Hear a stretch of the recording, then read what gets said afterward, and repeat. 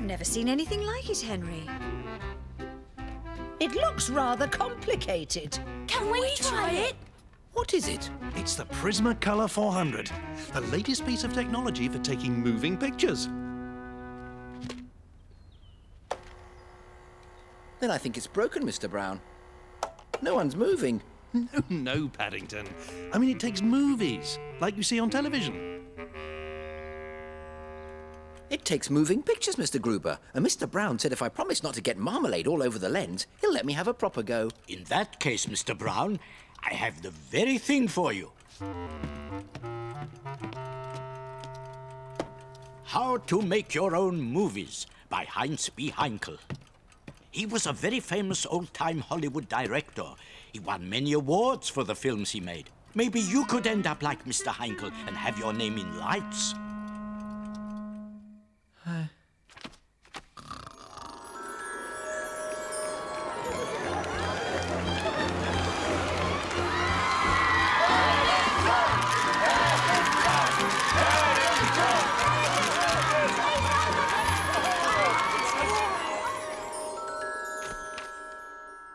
I'm going to make a film. Bear, what are you up to? Why are you taking pictures of my house? I'm making a film, Mr. Curry. I'm going to win an award. An award? Is there any prize money? I think so. Then you're in luck, Bear. I'm sure you know the importance of finding the right person to play the leading role. Someone you can share the prize money with. Well, now that you mention it... Someone with star quality. Handsome, charming, athletic. Where am I going to find anyone like that? He might be right under your nose. Really? You, Mr. Curry? That's so kind of you to offer, Bear. I must tell Mrs. Bird. She'll be surprised you're all those things. She's always saying I don't think that's necessary, Bear. Why don't we surprise her after we've made the film? You just leave everything to me. I'm ready for you to climb the fence, Mr. Curry. I'm not simply climbing the fence. I'm chasing the villains who have kidnapped the heroine. The villains are waiting, Mr. Curry.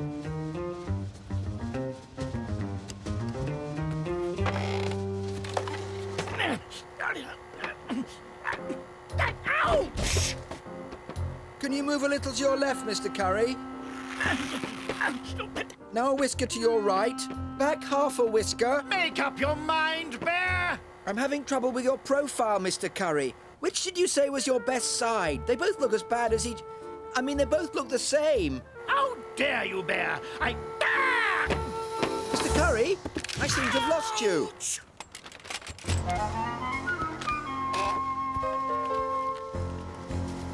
As I was saying, Mr. Curry, it's about your profile.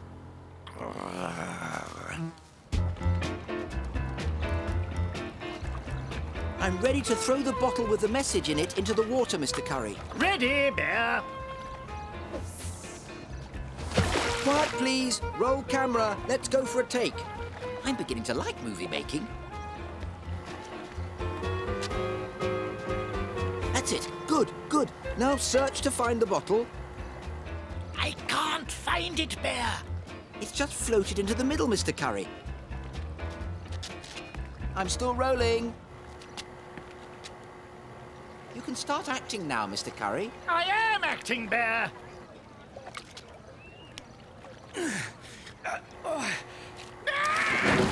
That's wonderful, Mr. Curry. Wonderful. You can stop acting now, Mr. Curry. Mr. Curry?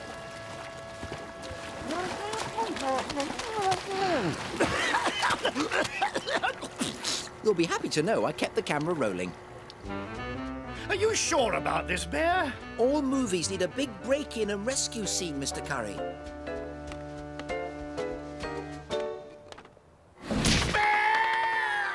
Don't worry, Mr. Curry. I'm not missing any of this. Help! Oh, that cry for help is a nice touch. Mr. Brown was kind enough to lend Mr. Curry an old suit. Well, that's all there is. The book you lent me had a chapter on putting a film together, but I hoped you might help before I tried to win an award. I think what you have is perfectly suited for a television show I've seen, Mr. Brown. Really? Yes, it's called Don't Call Us, We'll Call You.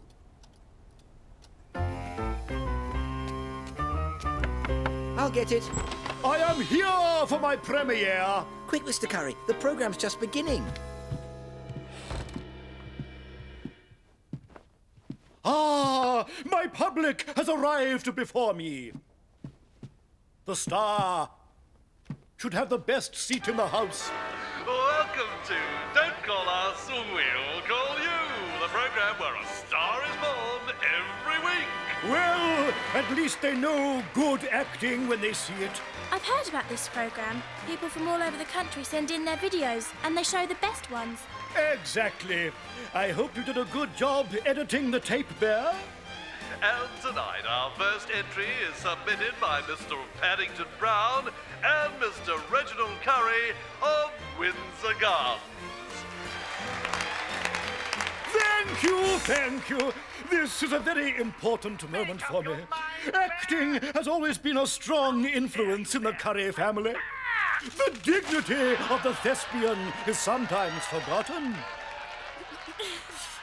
But it is nice to be recognized for true talent.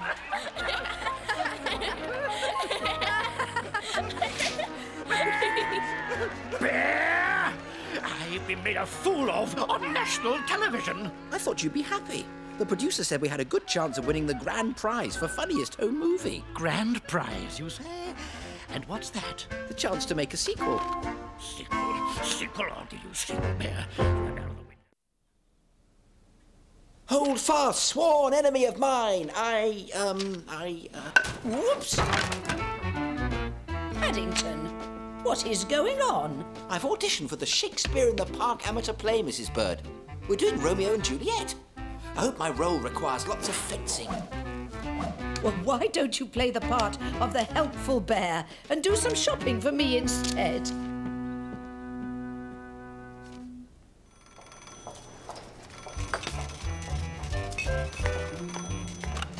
Yes? It's Mr. Pig, the play's director.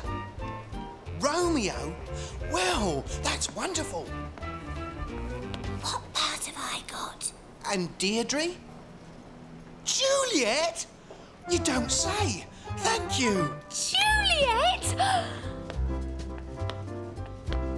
Congratulations, Mr. Price. Fancy you playing Romeo. It's my lucky day, especially as Deirdre's playing Juliet. Little old me, Juliet. Whoops! Romeo, oh Romeo, wouldst thou be a dear and bring over the mop and pail? I must admit, I'm a bit smitten by my Juliet. Coming, Deirdre.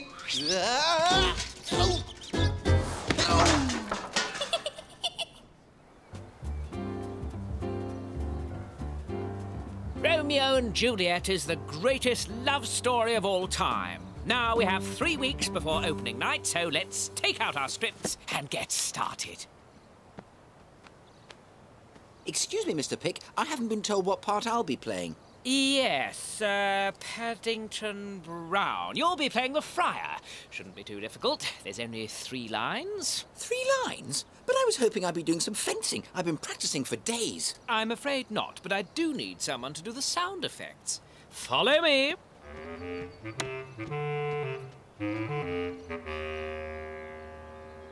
Knock the coconuts together for horses' hooves. Rattle the metal sheet for thunder. Blow in this for bird chirps. You mean you want me to make noises? Like this? Yes, well, remember, practice does make perfect.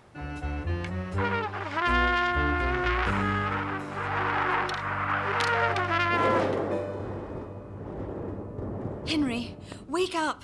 There's a terrible storm raging. That's funny. It was perfectly calm when we went to bed.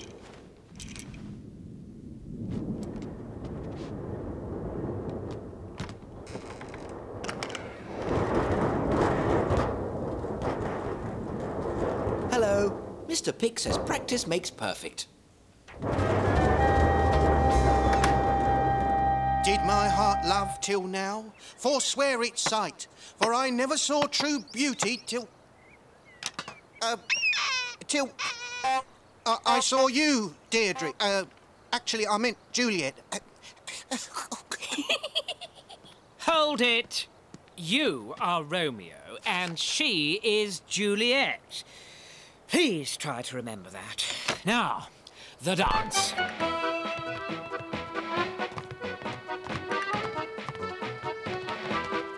My lips, two blushing pilgrims ready stand to smooth that rough touch with a tender kiss. Ow! Ouch! Ow! Ow! I'm sorry, I'm afraid it's a bit difficult with paws. I've made a complete fool of myself in front of Deirdre.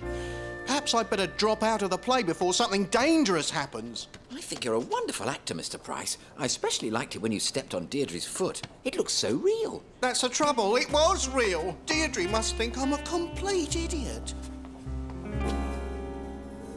My niece is in the play's chorus. I hear Harold's not doing so well. He might be a bit clumsy, but he's so cute when his ears get all red. He really is my Romeo. Oh, thank goodness the play opens tonight. Perhaps we'll get a full night's sleep for a change. Deirdre, I want to wish you luck for tonight and apologise for everything. Ouch! Oh. Everyone, looks like we've got a full house. Harold, what have you done? Ow! Now look what I've done. It's no good. When I get near Deirdre, I just go to pieces. I think she feels the same way about you. I heard her tell a lady that... She said that? Really? Her I love now, doth grace for grace and love allow. Oh, she knew well. Thy love did read by rote that could not spell. But come, young waverer, come go with me. That was very good. But I do wish he'd practice his lines at night and his sound effects during the day. To turn your household's rancour to pure love.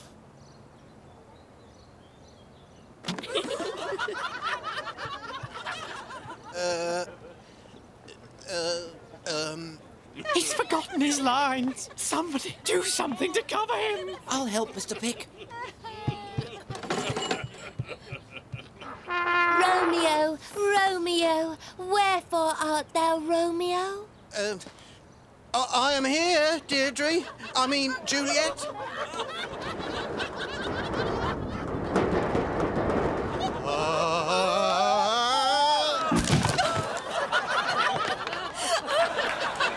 I'm so sorry, Deirdre. It's just that I'm very fond of you and I'm just out of sorts with nerves. What's this? They like it. I think they're calling for you, Mr. Pick.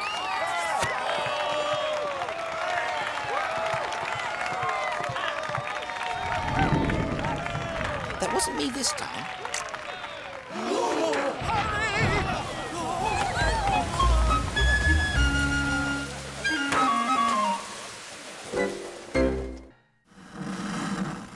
That's it, Paddington. Move the ears to the left. Stop right there. Really, Henry? We must do something about this television. It's on its last legs. So am I. Well, it wouldn't hurt to have someone take a look at it. No point throwing out a perfectly good TV. And in newsworthy notables, people should be aware of a prowler, Hairy Harry, who has a taste for sandwiches. This sounds very familiar to me.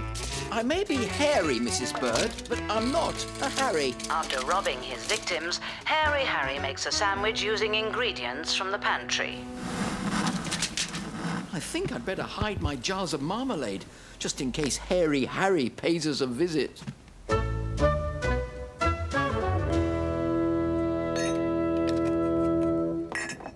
Now, where's a safe place? I know.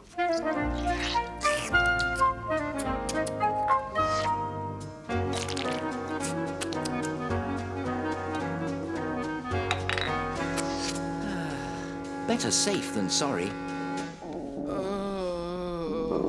Eating 18 jars of marmalade? What were you thinking?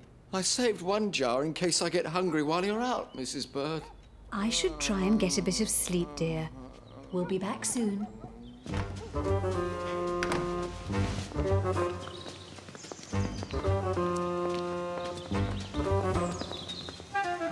At last!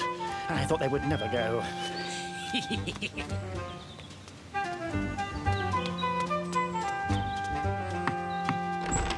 Oh, good morning, Mr. Curry. Good day, Bear.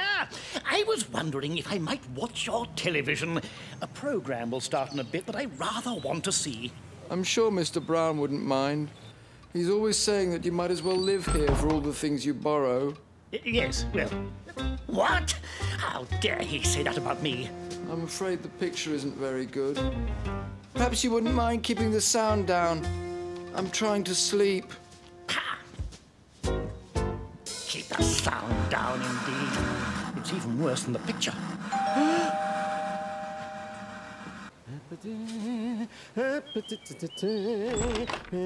You must be Mr. Brown. I'm here to fix your television and install the new aerial. Ah, well... It's lucky, really. I had a cancellation and was able to fit you in today instead of tomorrow. Yes, very lucky. Right this way. Here we are. It's crying out for some help. Ah, I know this model very well. Very well indeed. They're very tricky, Mr. Brown. Very tricky. Yes, well, do you think if I lend a hand, it could be done more quickly? 2 pairs of hands are better than one, I always say. Let's be at it. I think we found the problem, Mr. Brown. Mr. Brown? Oh, pardon me. You were saying? It's this tube. But let's install the aerial first. With a bit of help, it shouldn't take long. It's not long now before my program starts. We ought to have a perfect picture by then.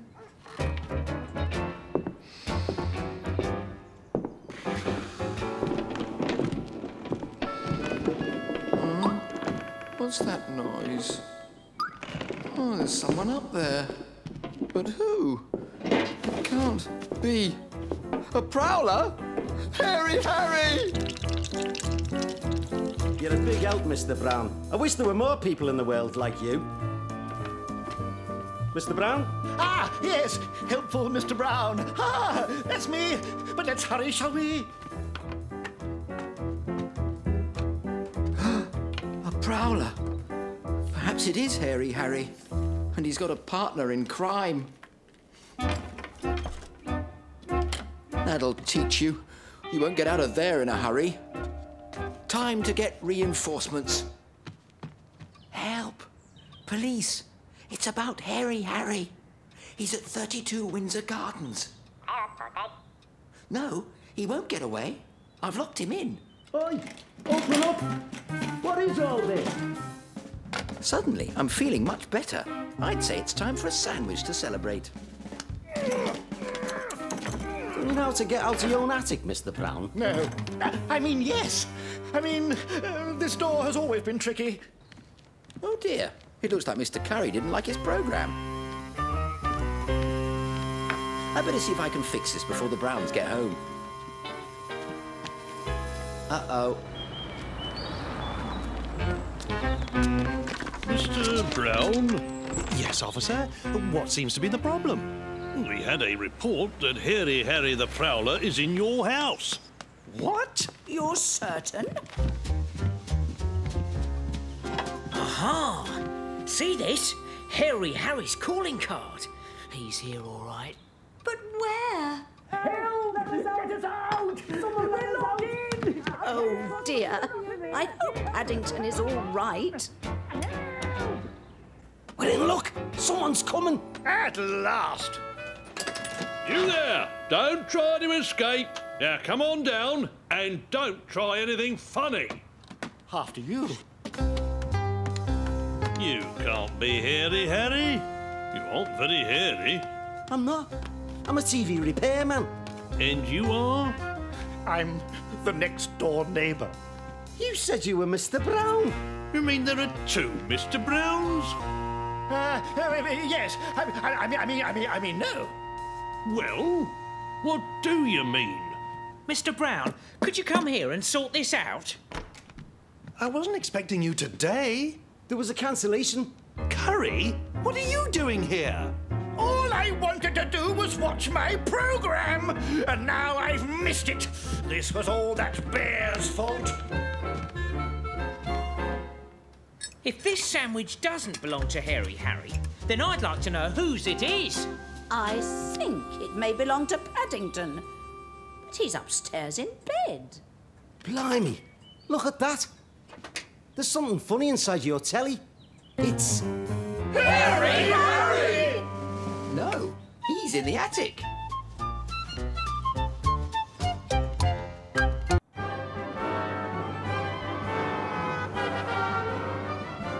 In Hollywood, there's a place where all the famous film stars leave their footprints in wet cement. But I don't suppose they've had many paw prints. Of course, the movie stars usually have special permission. What? Marmalade?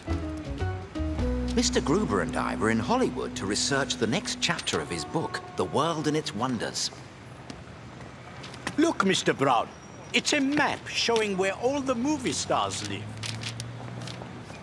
They must enjoy getting lots of visitors to put their houses on a map. Oh, I'm afraid my cement has dried, Mr. Gruber.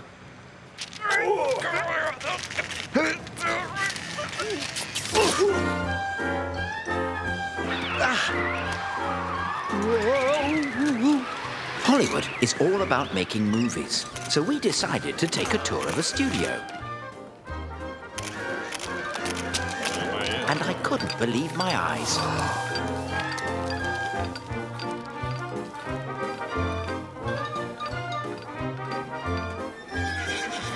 It was like traveling all over the world in just a few minutes. For free.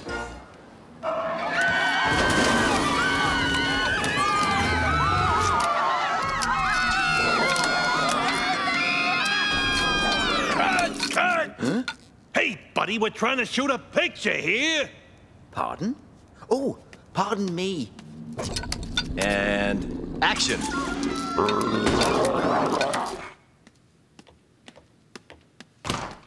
All right, who's next? Excuse me, I'm looking for the... Yeah, come on, we haven't got all day. This way. All right, read this. It's the role of bystander number 3. It's a small but vitally important part.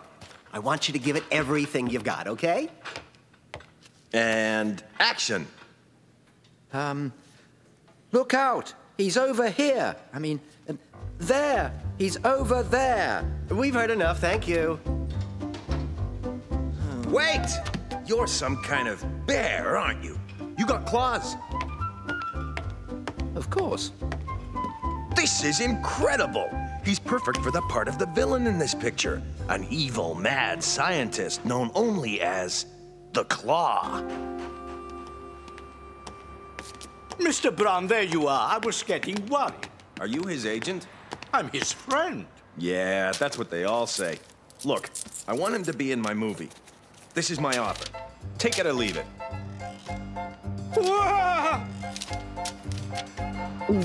We'll take it. And so began my career as an actor. Okay, now in this scene, you've got the hero trapped. Your line is, "Give me the access code or you're doomed." You got it? Shouldn't I say please? No! You're a criminal mastermind, an evil genius bent on world domination. Well, that's no excuse for being rude. Aunt Lucy taught me to always be polite. And Mr. Brown is just that. Whatever. All right. In this scene, you and the hero are playing for high stakes. Do you know anything about card games? Of course I do. Revenge of the Claw, scene 12, take 1. And action. Oh! Do you have any queens? Cut! For the last time, you're not playing fish. You are playing poker 5-card draw. Understand? You've got your motivation? I think so. The Revenge of the Claw, Scene 12, Take 32. And action! Hold it! What now?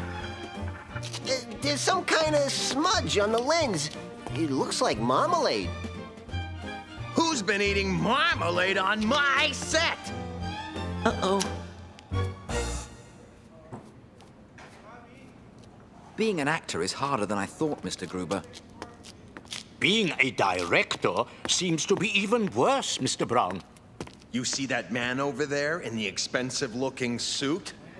He owns the studio. He came down here today because for some reason he's under the impression that this production is not going well. So let's try to leave a good impression, okay? My Aunt Lucy. I know. She taught you to always leave a good impression. Action! Well, Agent Malone, I believe the time has come.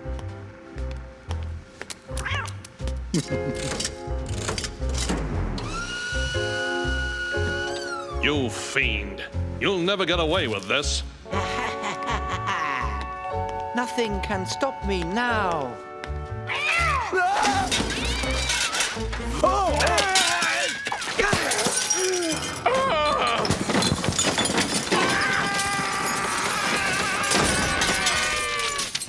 I think I'm in trouble again. That's it! I want you out of here! You're fired! Just a minute. What's your name, young fellow? Paddington, sir. Paddington Brown. I'm sorry about your set. Details. But you know something? You're just what this studio needs, isn't he? Right. Absolutely right. That's just what I've been saying. It's a night of glitz and glamour as the stars come out for the London premiere of the latest Hollywood blockbuster, The Revenge of the Claw. You must have a really big part, Paddington. They'll see, won't they, Mr. Brown? They certainly did see. I had become the new logo for the movie company. A logo? But why? They said I had great merchandising potential.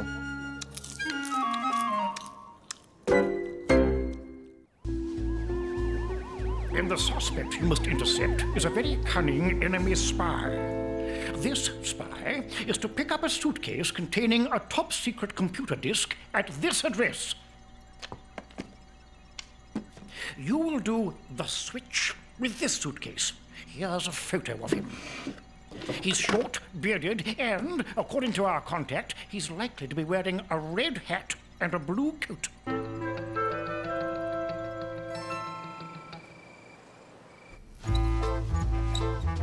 I've never seen a flashing light in a kitchen before, Mr. Brown. Henry, why don't you call the electrician? His rates are too high. Besides, I'll have this done in a flash. A flash is right. Electricity is very dangerous, dear. You don't want to start a fire.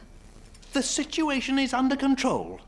Really, dear, we can have an electrician here first thing tomorrow to fix the switch. That'll cost a fortune. No, I'll pick up a new switch at the electrical shop and repair it myself.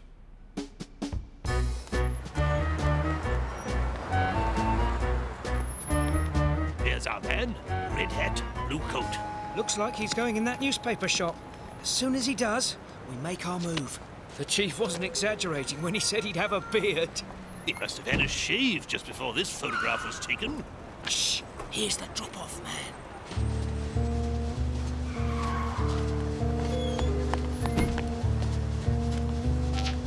Bluebird 1 taking flight.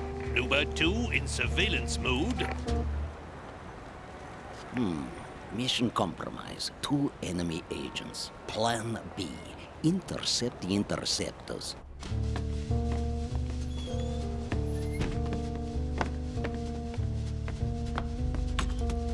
You're here for the switch? No, I'm here for a magazine for Mrs. Bird.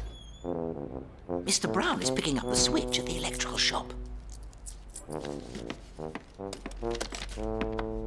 Let me get this straight. Someone called Mr. Brown is doing the switch. The original plan was I would do the switch. Oh, you're the electrician. Mr. Brown says your rates are too high, so the original plan was changed. The rates are already decided. I've been ordered to do the switch. I shouldn't bother. Mr. Brown's going to do the switch himself. No one told me. The original plan has to go forward.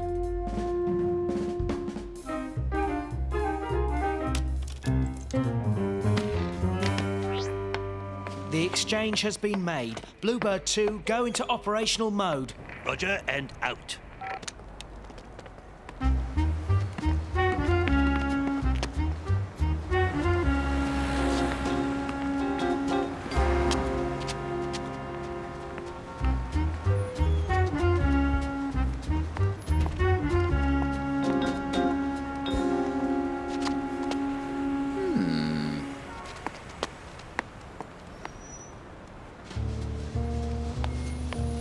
Taxi! Taxi! Taxi! Here he comes.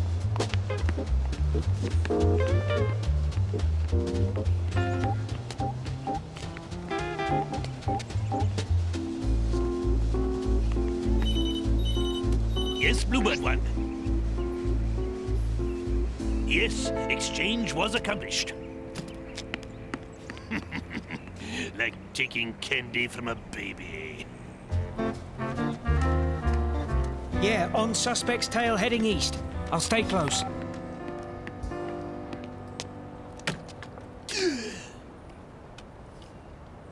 Bluebird 1, we've been duped. He slipped us an empty suitcase. Give me your coordinates. We've got to get the right suitcase. What is this? Where is the disc? Looks like I've been impersonated by a bear. Aunt Lucy at the Home for Retired Bears in Lima, Peru. That must be their foreign contact. And who's this Paddington then? A double agent? If you ask me, number 32 Windsor Gardens is due for a visit. I will get that disc. But Mr. Brown didn't say he'd called the electrician. Well, I ran into the electrician at the newspaper shop, and he said he was coming over to do the switch. Electrician, eh? That can be arranged. They're expecting an electrician. One electrician coming up. It's this one here. Oh, someone else at the door. You're not the electrician who was going to do the switch. The switch? Oh, yes. The regular electrician had a sudden illness. Oh, my. Another electrician. He must be feeling better. Mr. Brown won't like having to pay for two electricians. I forgot something in the truck. There's already an electrician here. At least there was. He went out of the window, Mrs. Bird. I'm home. I've got the new switch. I must have the wrong house. Oh, Mrs. Bird, I almost forgot. Your magazine. Why, thank you, Paddington.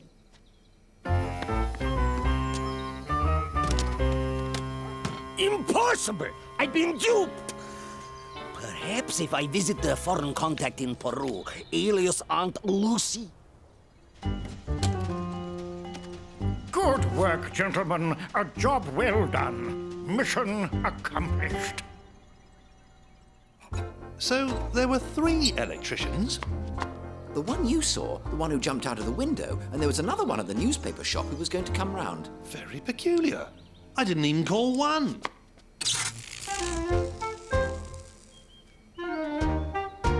Perhaps you need an electrician after all, Mr. Brown. Dear Aunt Lucy, my latest adventure came about all because I'd managed to upset my neighbour. Again, You started a fire in Mr. Curry's kitchen? It was an accident, but being Mr. Curry, he blamed it all on me. What's happening, Mr. Gruber?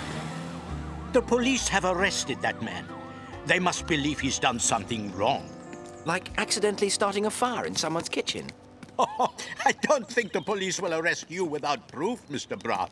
In this country, you're considered innocent until proven guilty by a court of law. I am? Good. I shall have to tell Mr. Curry that. What's a court of law, Mr. Gruber?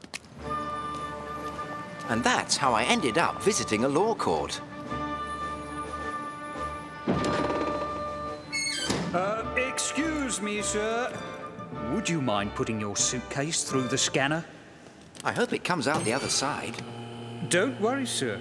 We've never lost one yet. What do you do if you find something suspicious? If need be, we blow it up with that. May I ask you what the small square object is? It's a marmalade sandwich. You can see the chunks on the X-ray. Well, sir, I'm afraid we don't allow food in court.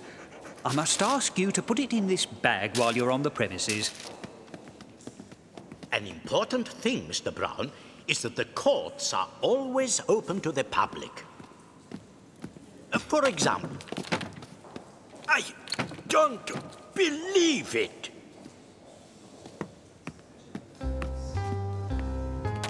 Mr. Brown? Yes, that's me. Well, come along then. The court's ready for you. I didn't want to break the no food in court policy.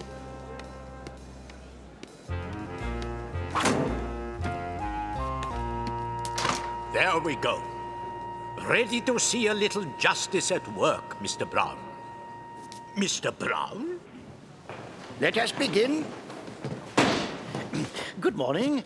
I'm Cloudsworthy, the prosecuting counsel. Please take the stand. Thank you very much. I wasn't sure why Mr. Cloudsworthy wanted me to stand in a box, but it did have the best view in the room. Mr. Brown, do you swear to... Oh, no. I never swear. It's rude. No, that's not what I meant. Do you swear to tell the truth, the whole truth, and nothing but the truth? Of course. Aunt Lucy taught me never to tell lies. Silence! Who is this Aunt Lucy? And why isn't she listed as a witness? I can't find any mention of her, my lad. So you don't plan to call her? I don't think she'd hear you even if you did. Aunt Lucy's in Peru. Peru? With respect, my lad, but I don't think Aunt Lucy is very important. Not important. Aunt Lucy is very important. You should ask Mrs. Bird. Mrs. Bird? Really, Mr. Cloudsworthy, you'll have to do a better job keeping track of your witnesses. Call Mrs. Bird.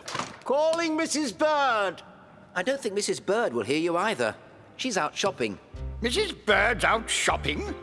Really, this is becoming intolerable.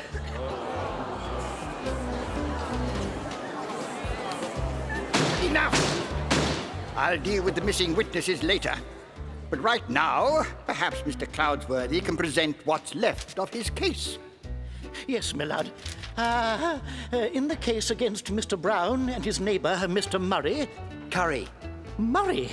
It says so right here. I'm sure it does, but my neighbour's name is Mr. Curry.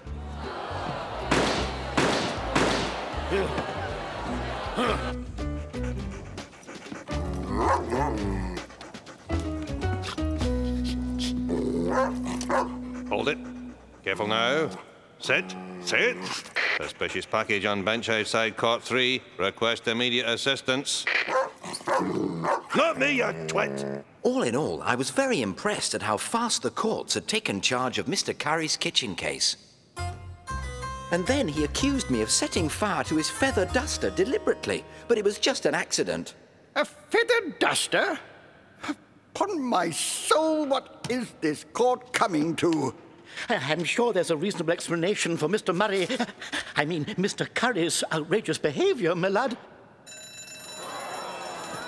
This is an emergency. Please evacuate the premises. Remain calm.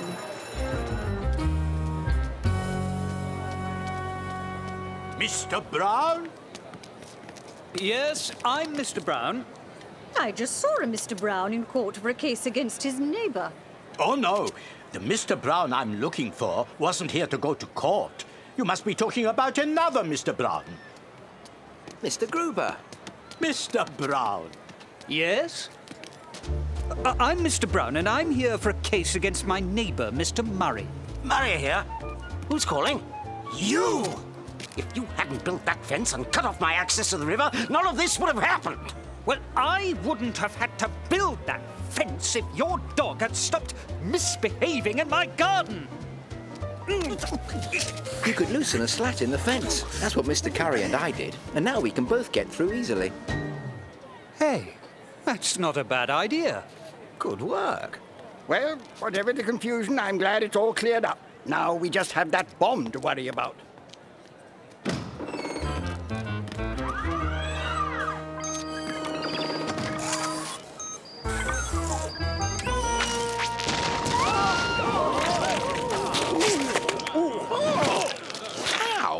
That was my marmalade sandwich you've just blown up. Your marmalade sandwich? I left it outside the courtroom. I don't wonder you're upset. This is very good marmalade. It's some of Mrs. Bird's special. Mrs. Bird? Isn't she the witness who's out doing her shopping? This is a very serious offence, you know. Mr. Gruber says that in an English court of law, you're innocent until you're proven guilty. True, Mr. Brown. Very true.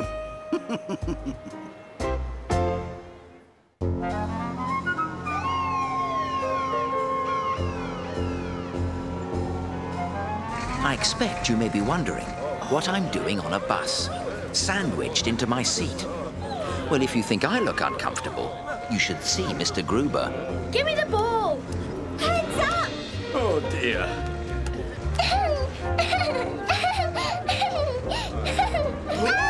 We're on what's known as a mystery tour, because nobody knows where we're going until we get there. But if you ask me, the mystery is how they managed to cram so many people onto one bus.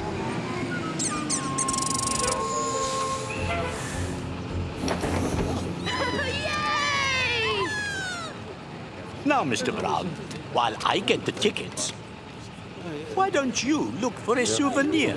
That's a very good idea, Mr. Gruber. I may get a postcard to send to Aunt Lucy. May I have 2 postcards, please? Excuse me? I hope she's all right. She's either been struck dumb, or she's having what Mrs. Bird would call a funny turn. In fact, I don't like to admit it, but her hard stare is even stronger than Aunt Lucy's.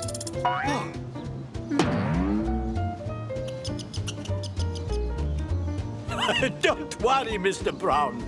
She's a dummy. It's very nice of you to stick up for me, Mr. Gruber, but she may not be able to help it. That's certainly true, Mr. Brown. You see, she's made of wax. This is a waxwork museum, and it's one of the tricks they play on visitors.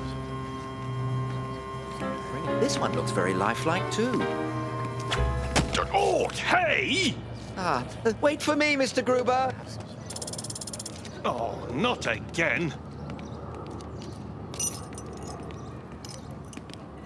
Look, Tom, more vandalism. Jude, same as the others.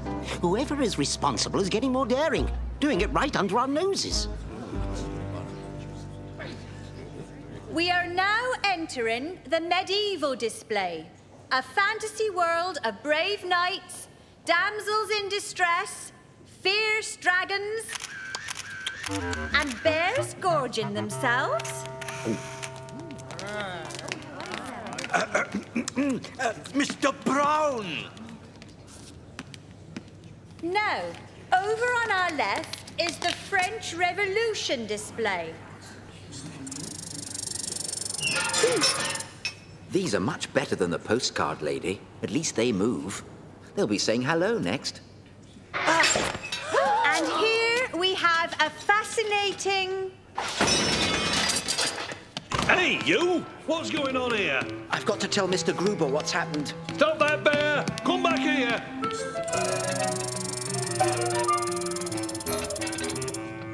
No one can say this tour isn't mysterious. It would just be nice if I could see a bit more of it. On the other hand... oh dear.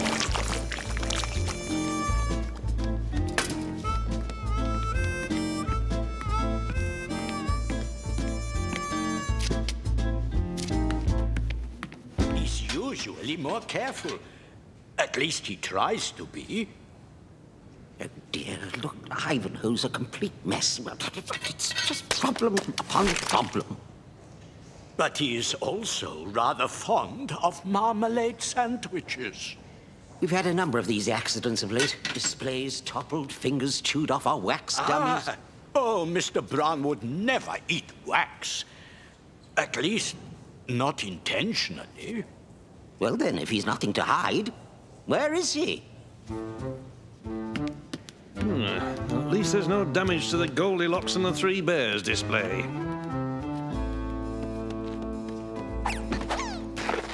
Being a bear does have its advantages, but I need Mr. Gruber's help. He's very good at setting everything right.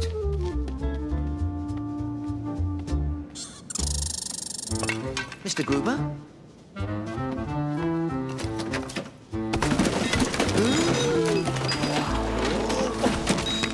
I'm glad you're not real. Otherwise, I might get sent to the tower. What's going on in here? This is terrible. If this keeps up, all our displays will be ruined. I remember every wax figure I've made for this museum, but I don't remember you. You made the Queen? She's very good. Thank you. My name is Tom Waverley. I've been working here for 20 years. My name is Paddington Brown.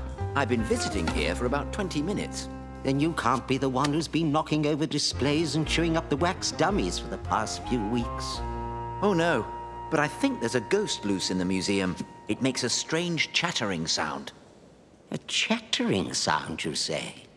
Mr. Brown! There's our culprit. This bear is innocent. How do you know?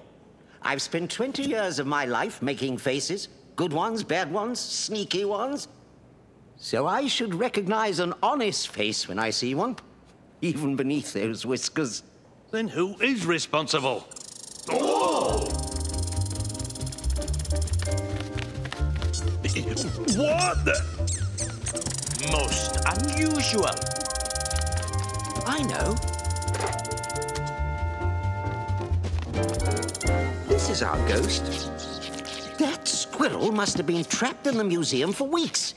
He's the one who's been nibbling the figures. He's the one who knocked over the displays. He's the one... Melted the bogman's face?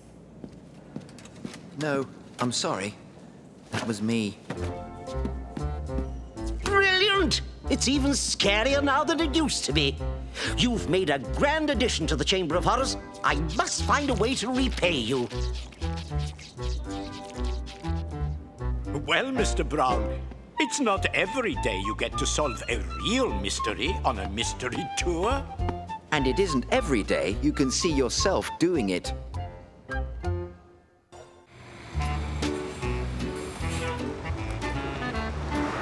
Free demonstrations.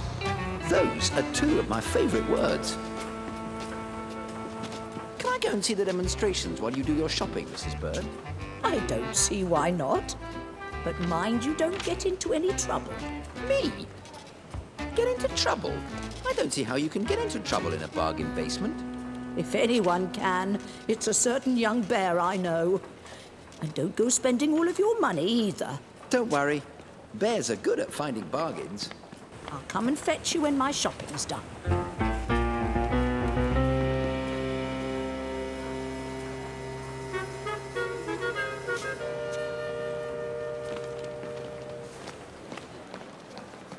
Stress got you down. The Stress Away Miracle Mask promises hours of stress-free relaxation. Just put it on, close your eyes, and drift away to paradise. Ah, just what I need, a volunteer. One size fits all. This reminds me of Pin the Tail on the Donkey. I hope everyone knows how to play. Yes, hold on there. What do you think you're doing? Hey, how am I supposed to pin the tail on if you won't keep still? I think I may get Judy one of these masks for her next birthday party. This amazing slicer-dicer makes perfect potato chips every time. Those blades look awfully sharp. Is it safe? Madam, it's so safe a child could use it. Or even a bear. You, sir, would you mind showing this lady how it's done? Certainly. Oh, you see? Oh, it's wonderful. If this inexperienced bear can use it, oh, imagine what you can do. Oh. You're a natural. Ever consider joining the trade? Mrs. Bird always says bears drive a hard bargain. Ah, my parcel. It's been shredded. Actually, it's been squashed. That's certainly a bargain. A slicer-dicer that also shreds and squashes. It not only looks good, it tastes good. Only one application of instant one-dab cleaning fluid, and this old carpet looks like new. Developed in space, used by astronauts. There's nothing on Earth that can't be improved by instant one-dab cleaning fluid. Mrs. Bird is always complaining about marmalade stains. Take this filthy old piece of felt. Filthy old piece of felt? Most of you would have thrown it away, but one dab of my cleaning fluid will make it like new. Hold on, that's my hat you've got. Oh, I didn't realise anyone was wearing it. I thought it was one of my old scraps. Old scraps? Well, now that I have it, perhaps you'd like me to get rid of your stains. Get rid of my stains? I'll have you know it's taken me a long time to collect these stains. Some of them have been handed down. You can't hand a stain down. Bears do. This one was made by my uncle in Peru. Remove my stains, indeed. I don't know what my uncle would say if he knew. That smells like something cooking. How many times have you ruined your fried egg in the morning because it's stuck to the pan? Well, just watch this. Buy one of my magic non-stick fry pans and nothing, I repeat, nothing, will stick ever again. Nothing at all? You don't believe me? I tell you what, sir, why don't you have a go?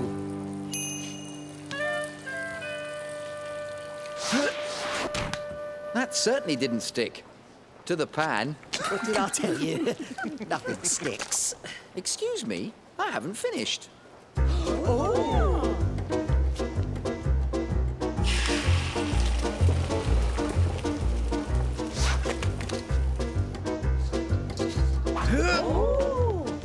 Now, do you believe me?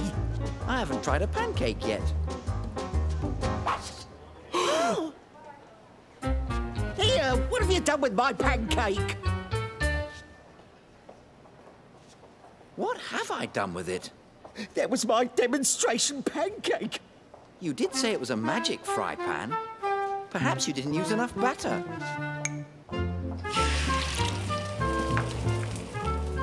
Ah. My best hat! Look at my coat! I demand to see the sales manager. Sales manager to the bargain basement. Right away, please. Sounds like there's trouble down below. Trouble? Paddington!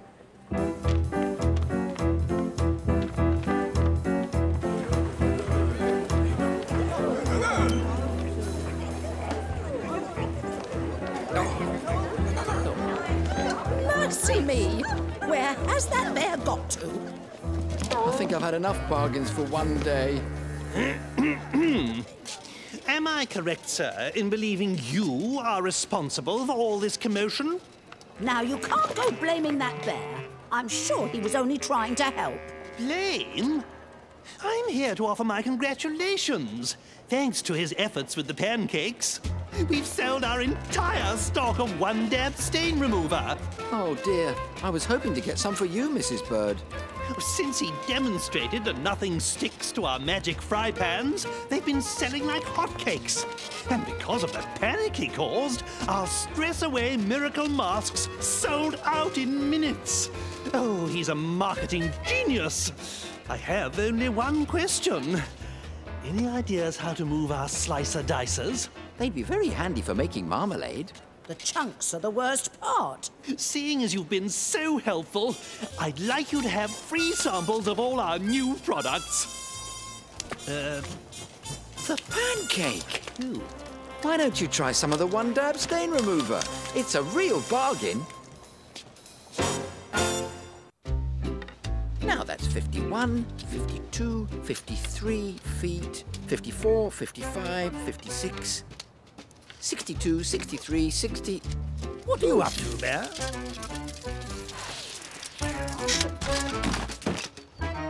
I was just doing some measuring, Mr. Curry. I found this in a corner of the attic. It's a map of the Browns and your garden. A survey map, eh? Yes. I measured the Browns' garden as 64 feet across, but the map says it should only be 60 feet. I see. I knew it. I knew it.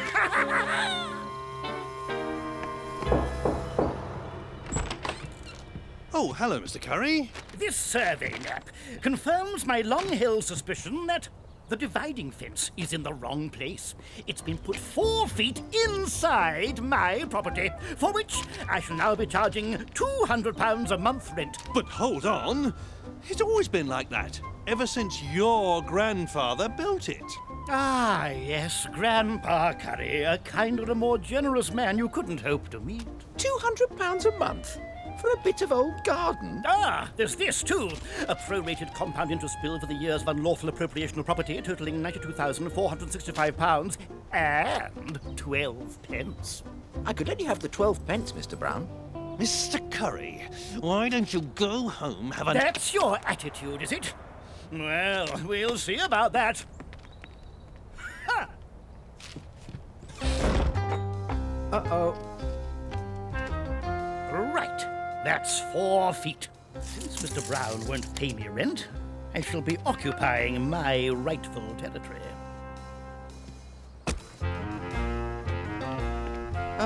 Mr. Brown, Mr. Curry's doing something in your garden.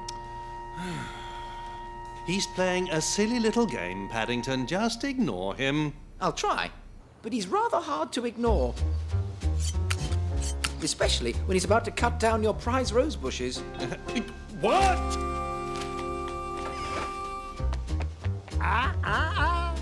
Private property. You can't cut my roses. And why not?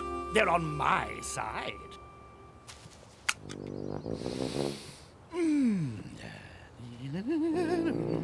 Ow! Those are my garden shears. Where did you get them? From the tool shed, of course, which is also on my side. Oh, and I got the lawn furniture from the garage. Now, since only half of it is on my property, I'll allow you to park the car here, but I'll need a set of keys. That does it, Curry. I'm getting my solicitor. By all means, waste your money on solicitors. Thanks to that bear, I've got all the proof I need. Ow! I wish I'd never found that map. Help me out! I think it's time I saw Mr. Gruber. He might know what to do. I don't understand. Why would Mr. Curry's grandfather build the fence 4 feet onto his own property? Mr. Curry did say his grandfather was a generous man. Excuse me, I couldn't help overhearing, but I delivered milk to Windsor Gardens when I was a lad.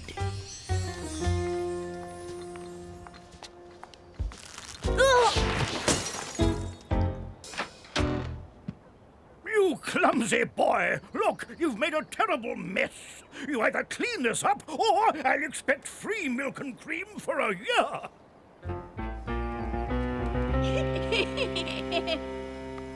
Oh, but old man Curry was neither kind nor generous.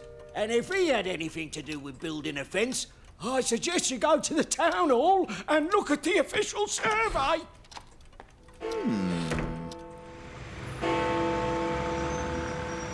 Ah, Windsor Gardens. I used to play there when I was a girl. A lovely street. Except there was one house with a most disagreeable man. A Mr. Curry, I believe. Some things never change. Ah, that's it. May I have a copy of this, please? Why, of course, dear. He's gone too far this time. Barbed wire, cutting my roses, stealing my tools. He even wants my car keys. Ow! Oh, what the... Oh, I'm sorry, Mr. Brown. Mr. Curry, I'm Mr. Jones, Mr. Brown's solicitor. I'll have to ask you to suspend work. No, he's not Mr. Curry. He's Paddington, and he's... Paddington? What are you doing? Well, I decided the only way to stop all the fighting was for me to move the fence once and for all. Excellent survey, Mr. Paddington. Oh, thank you. That's exactly where the fence should be. But that's on Mr. Curry's side. Yes, I thought that odd too, but I triple-checked all my measurements. And where did this map come from? I got it from the town hall. You mean all these years Mr. Curry has actually had 4 feet of our garden? His grandfather must have changed the map you found in the attic to take some of our land. Oh, this calls for a little celebration.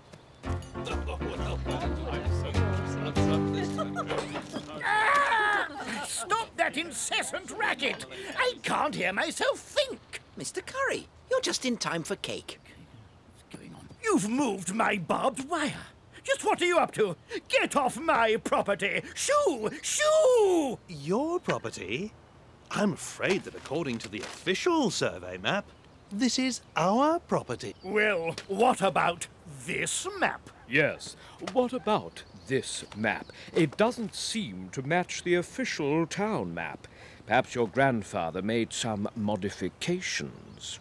Impossible! A kinder, more generous... Oh, generous man, yes, especially to himself. Look, Mr. Curry, why don't we just leave the fence where it is and forget this map nonsense ever happened? You mean, though this is your property, you won't be charging me rent? It's more important to be good neighbours than it is to fight.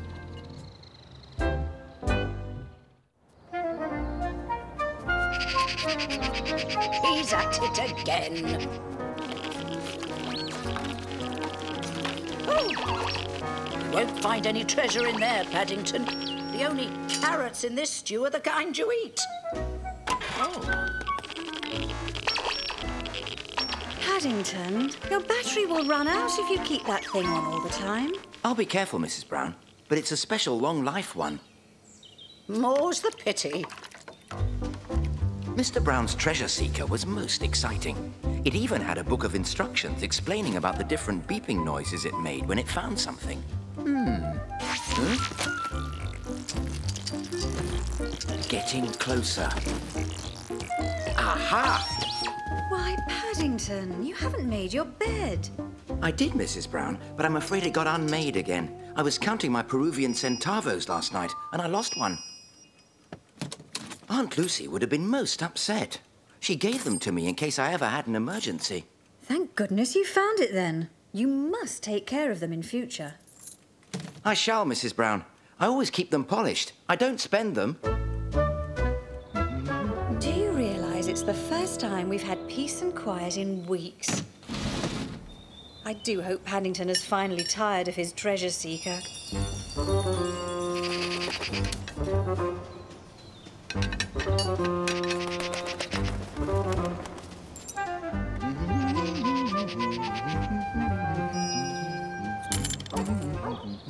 Paddington? Paddington! I've lost my wedding ring. Can you see if it's fallen on the ground? I shall, Mrs. Brown. Dear, Henry will be most upset when he hears.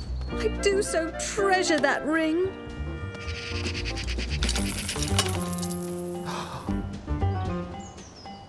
My Peruvian centavos. They've disappeared. Mercy me. What is going on? First your wedding ring and now Paddington centavos. Don't worry, Mrs. Bird. I'll find them with my treasure seeker. What you'll need is perseverance if you expect to find anything with that thing. Bears are good at perseverance, Mrs. Bird.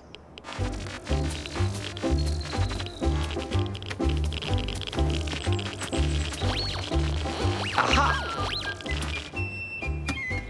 This is the spot.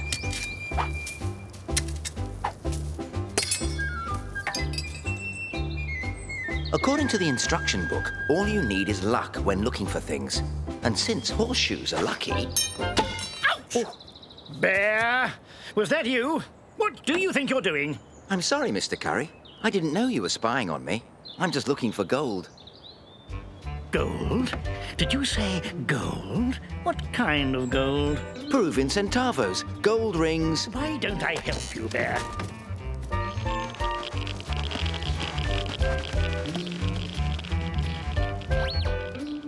Let's say finders keepers, shall we? Finders keepers? Standard procedure when looking for treasure, Bear. Is it there? No, not a sign. Oh. That's funny. I do believe Mr. Curry is helping Paddington look for his centavos. Mr. Curry doesn't know the meaning of the word help. He's after something.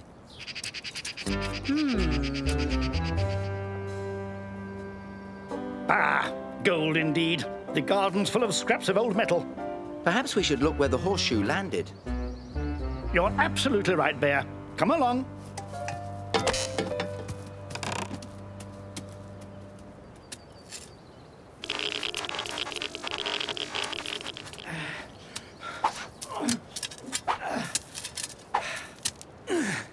You carry on digging for a while, Bear.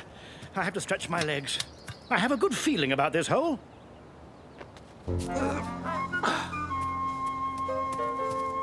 Bear, why aren't you digging? I don't think there's anything in this hole, Mr. Curry. Nonsense, Bear. Try it again. Start digging, Bear. Oh, dear. I think we've been getting signals from your boot studs, Mr. Curry. That's why it always sounded as if the treasure was under your feet. Bear!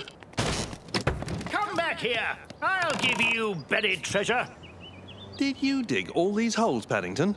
Mr. Curry dug most of them, Mr. Brown. That bear of yours tricked me into it. Well, I'm delighted. This flower bed needed a good turning over. Thank you both. You're welcome, Mr. Brown. What's all this, Bear? You'll find us keepers, Mr. Curry. Now, listen here, Bear.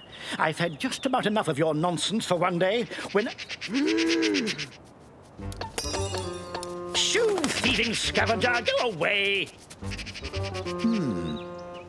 Mr. Curry had given me an idea.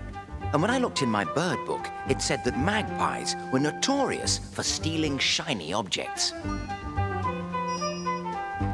Where are you going, Paddington? I'm perseverancing, Mrs. Brown. What on earth is Paddington up to? Henry, I have a confession to make. It's about my wedding ring. Oh! It was the moment of truth. The missing treasure! It belongs to me, Bear. You're on my side of the fence. But you said finders keepers was standard procedure, Mr. Curry. Word of my successful treasure hunt spread like wildfire. The entire neighborhood showed up. The magpie had been stealing shiny objects from everyone.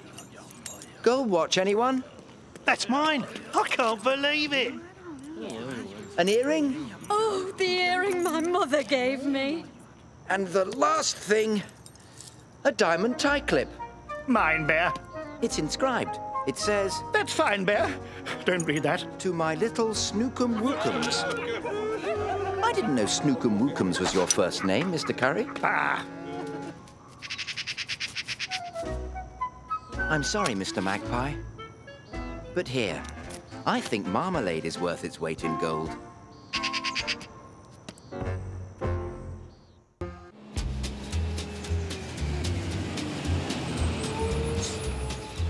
Reduce, reuse, recycle. Everyone I know thinks it's a very good idea. Well, almost everyone. Reduce, reuse, recycle. Ah! Getting rid of this lot's going to cost me a fortune. Ouch! Bear! Good morning, Mr. Curry. What are you doing, Bear? It's something I picked up in India. India? These should come in handy. What are you talking about? It's an idea I got there while collecting stories for Mr. Gruber's book. If I remember correctly, it all started with a very long bus ride. I'm beginning to wish we'd taken a taxi, Mr. Brown. I'm beginning to wish I hadn't eaten quite so much breakfast, Mr. Gruber.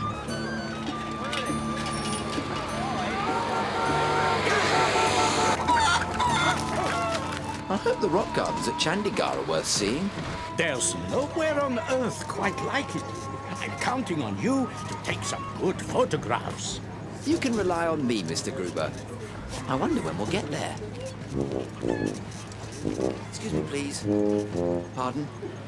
Pardon? Excuse me, can you tell me how much further it is to... Oh! Chandigarh! Oh, pardon me. Excuse me, please.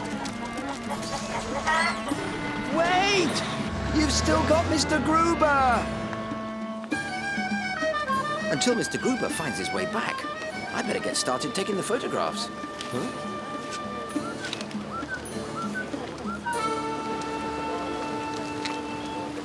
I wonder what Mr. Gruber would like pictures of. You can't see the gardens for tourists. Excuse me. Excuse me. Oh, my. No wonder he's stone deaf. He is stone. This must be what Mr. Gruber wanted me to photograph. The sculptures.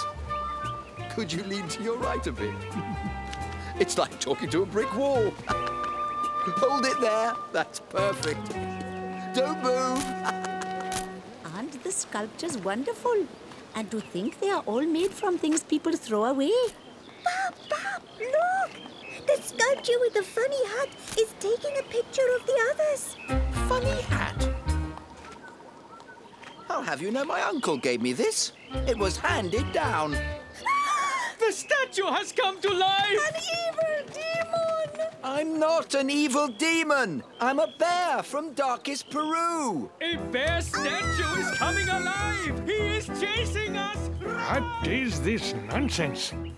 The bear statue is not alive. It's made of tin, metal, plastic and clay. Someone is undoubtedly playing a prank. I will telephone the authorities. Mr. Gruber's right. The rock garden at Chandigarh is like nowhere else. That's a very colourful peacock sculpture. If I didn't know better, I'd say it was real. Oh, look at all that rubbish. I don't know what Mrs. Bird would say. Spoiling a beautiful park like this. While I wait for Mr. Gruber, I think I'll do a little tidying up.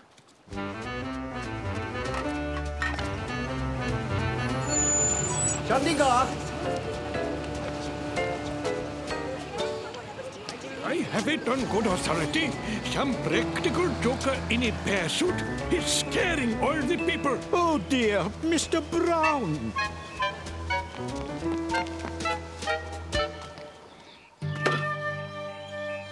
Phew. Check it out, honey. Artists at work. Get over there for a photo. You don't mind, do you, buddy? You know, back home, this would be just another junkyard. How you guys built this great place entirely out of garbage is beyond me. Garbage? You know what I mean. Making all these sculptures out of recycled trash like you do. Oh, it's great. Mr. Brown, what are you up to? Mr. Gruber, thank goodness you're here. I thought I was helping out, but now I'm not sure. Don't worry, Mr. Brown. We'll soon put things right again. Not only did Mr. Gruber show me how to put things right, with his help, we even went one better. Excellent work, Mr. Brown. I'd say we've made a lasting impression. you sure about the design, Mr. Gruber? It looks oddly familiar. Oh. Now you mention it, who do we know with a jaw like that? I must say he looks very bad-tempered. Mr. Curry! A statue? Of me? You made a statue of me? Entirely out of rubbish. It wasn't difficult once we found an old car tire for your jaw. And people from all over the world pay good money to come and see it? Oh, yes, Mr. Curry. There was a big crowd when we left. I'd like to support your recycling project, Bear. So I'm going to let you build a statue of me in my front garden. I'll even donate the rubbish. That's very kind of you, Mr. Curry. Perhaps your front garden will become as famous as the rock garden in Chandigarh. I'm counting on it, Bear. I am off to take a bath, and I want that statue finished when I'm done. Some days just fall into place. My rubbish taken care of for free, and a statue of myself into the bargain. I wonder how much I can charge people to look at it. Bear! What have you done, Bear? I'm almost finished, Mr. Curry, and I must say the resemblance is uncanny. Uncanny? How about moving this thing? Oh, don't worry about that, Mr. Curry. I used Mr. Brown's quick-drying cement. Once it dries, it's not going anywhere.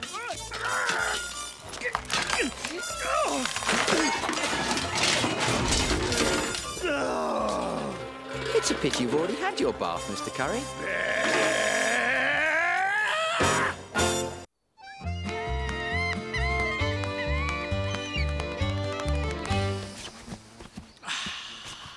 There's nothing in the world like a breath of fresh mountain air. Especially Yukon mountain air, Mr. Gruber. I hope we find lots of ideas for your book, The World and Its Wonders, up here in the far north. I believe we will. That's Dawson City down there. It's a large part of Canadian history. It doesn't look very large from here, Mr. Gruber. What's it famous for? I wonder if you can guess.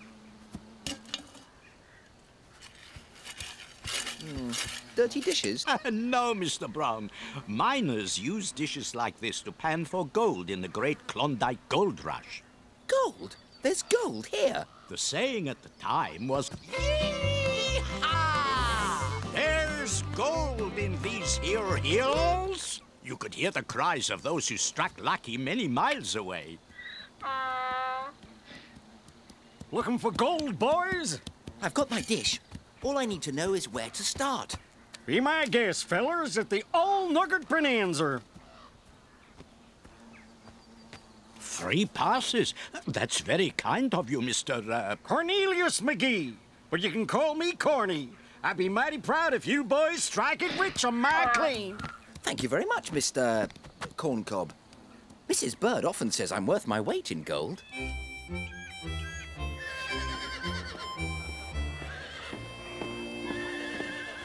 There it is. Nugget Bonanza. Mr. Gruber and I would like to take advantage of your free offer, Mr. Corncob. Yes. Perhaps you could show us a good place to pan for gold. Pan for gold, you say? Sorry, fellas. These here tickets just get you through the gate. Panning's extra.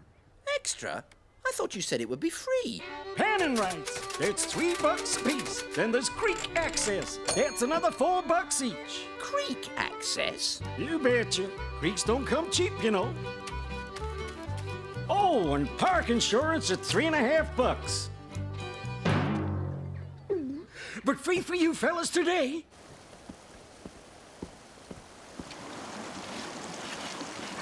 What am I doing wrong? I fill it with mud, I add river water, I rinse it out. But I don't see any gold. Gold is heavier than dirt.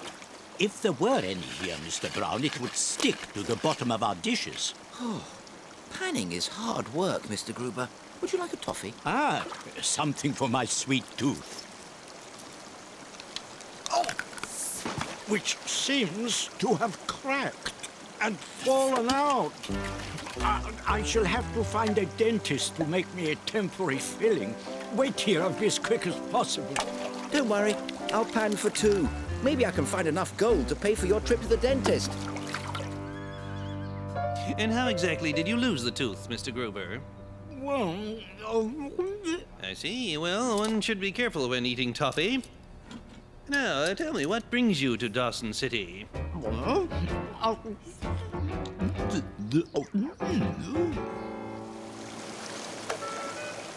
wish, be shining in my dish. Yeah! There's gold and there's here hills. Yahoo! What in tarnation? Why, it's that bear fella's head. Come on, Winifred, let's boogie. Follow that there head. Get, or I'm gonna trade you for a dog sled. Get.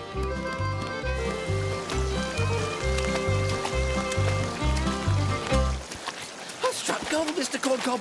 Look! I can't believe it. You one lucky possum bear. You must have horseshoes in your hat. No, just a marmalade sandwich.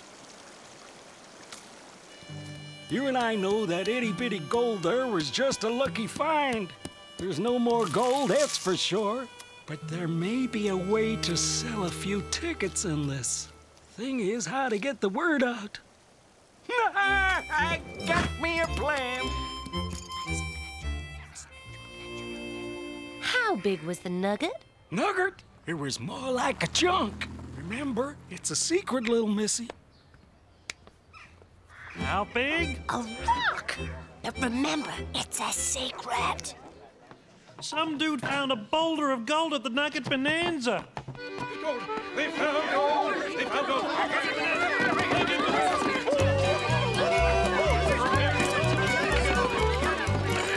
It's what I call pay dirt.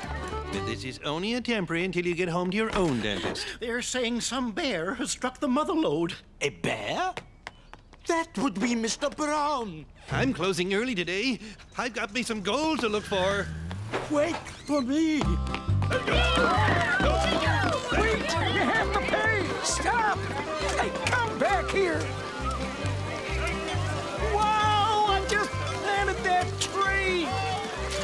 What is going on, Mr. Brown? At first I thought I struck it rich, but then the park got busy and I haven't found any more gold. You did find gold?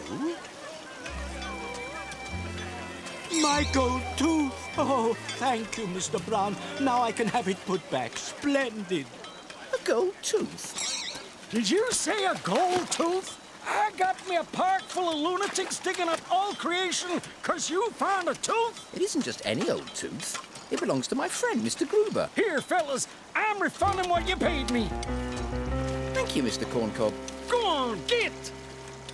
You can stop digging now. It was only a tooth. There's no gold in them hills. Cornelius wants all the gold for himself. I say no way, man. Not you too, Winifred. Mr. Cornelius! No! Get away!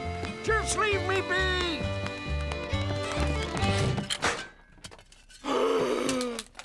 It's midnight, and it's sunny. This just in, a new Klondike gold rush is underway. Thousands are streaming to Dawson City in the Yukon in a bid for instant riches. Another gold rush?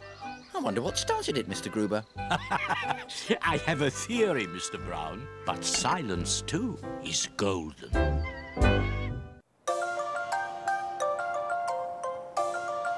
Mr. Gruber and I were visiting the Great Wall of China for his book, The World and Its Wonders. China is also the home of fireworks, kites and dragons. So I really shouldn't have been too surprised to find myself saving a dragon from a high place.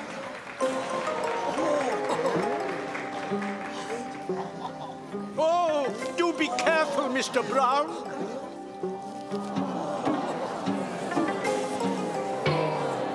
What are you doing? Don't move!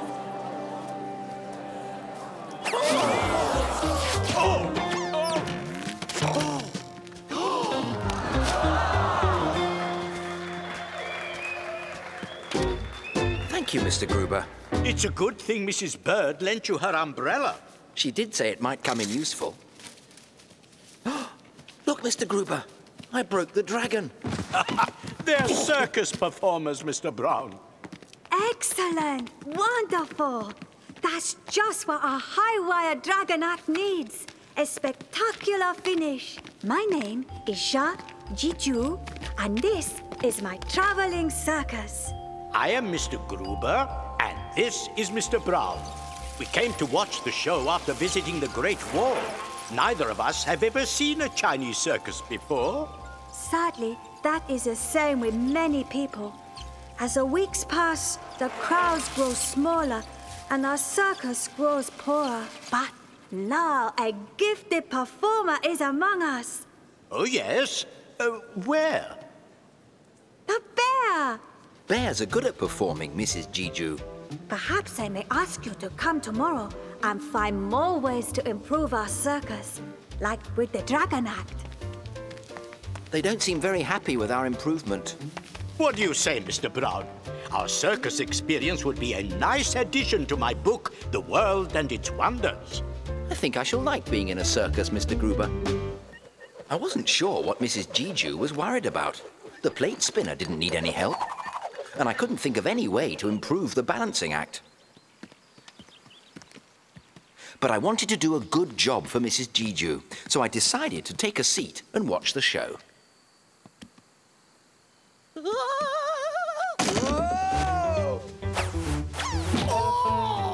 I'm sorry. I seem to have taken your seat.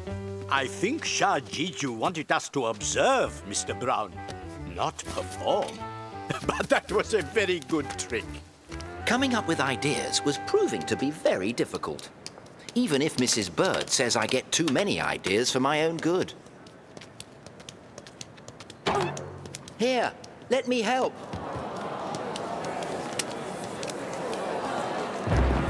Mr. Brown! I think you'd better get down. I only wish I could. Come back, Mr. Brown, come back. Turn around, Mr. Brown, turn around.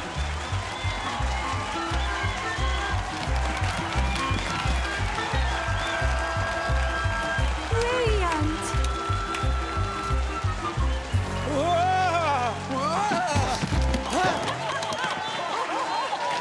Oh dear. I don't think we're doing very well, Mr. Gruber. Perhaps tomorrow, Mr. Brown. Now, I wonder where we should start today. I have the feeling some performers would like us to start at the beginning, Mr. Gruber, before we'd even left London.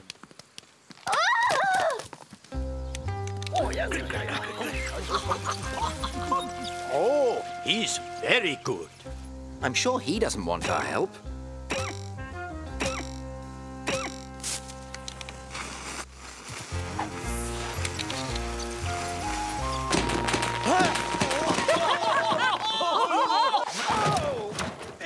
Mr. Brown, I'm afraid I need some assistance.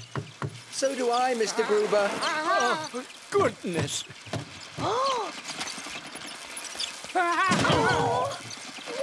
This is most undignified. So is this, Mr. Gruber.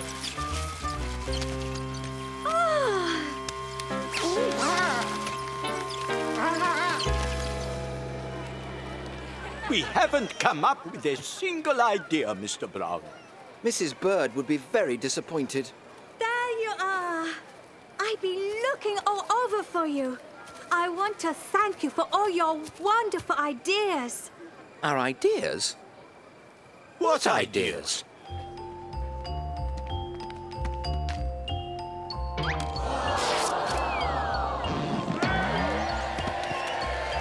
You see? We haven't had a crowd this big in months.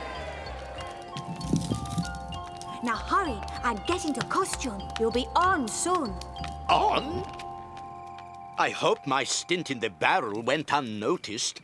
I don't think I should like to repeat that performance. And the cyclist wasn't very pleased about having fur in his eyes. Hurry, follow me. Shouldn't we rehearse first? Whoa! Oh, That was invigorating. Well done, Mr. Gruber.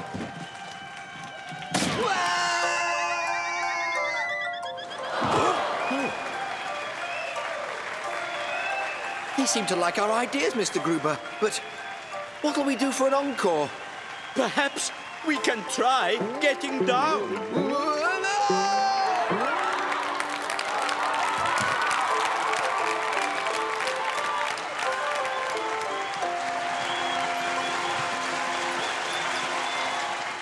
You know, Mr. Brown, they do say you can't teach an old dog new tricks. But I think we learned a few while we were in China. We certainly did, Mr. Gruber. But home is where you hang your hat. And practice makes perfect. Are you ready? Ready, Mr. Gruber. Alley-oop! Oh!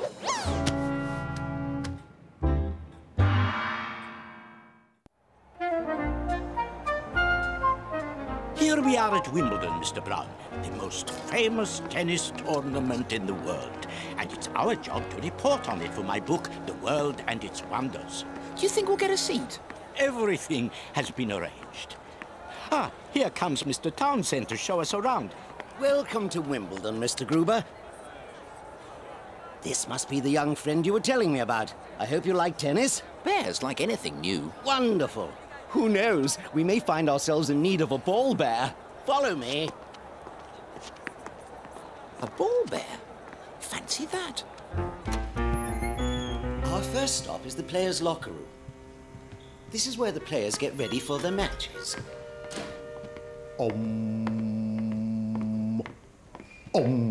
Tennis is a sport that requires a great deal of mental preparation. That's Todd Davis, the #1 player in the world. Pleased to meet you, Mr. Davis.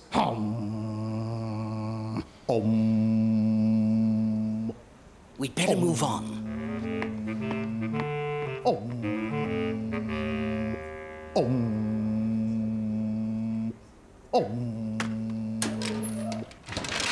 What are you doing? Oh, those are my rackets. But why do you need so many? Who let you in here anyway? Townsend! My apologies, Todd. It won't happen again. Mr. Brown, I'm afraid I'll have to ask you to wait in the hall. Left, right, left, right, left, right, left, right, left, right, left, right, left, right. Oh, cut! Left, cut!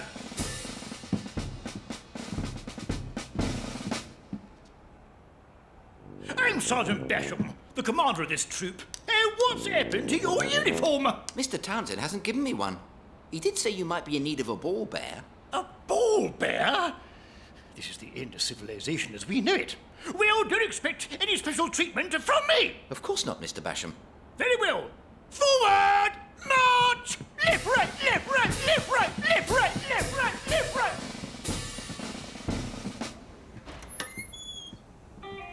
I wonder where Mr. Brown is. I'm sure he's already gone to our seats. The match is about to begin. Quarter-final day here at Wimbledon, and must say we're very much looking forward to this match. Look, the match is about to begin. All for Terebe, Todd Davis. I wonder if we'll see Paddington. Where do I go? You? You get the best spot in the house. Thank you very much, Mr. Basham.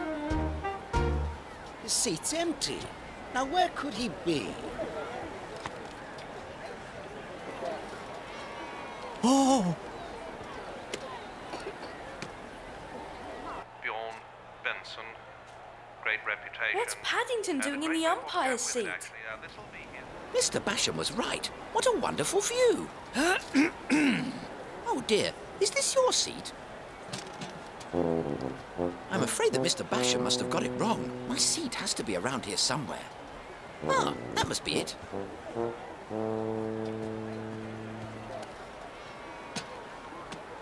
Oh, how nice. I am feeling a bit thirsty. Look where he's got to now. You don't think he's going to play, do you?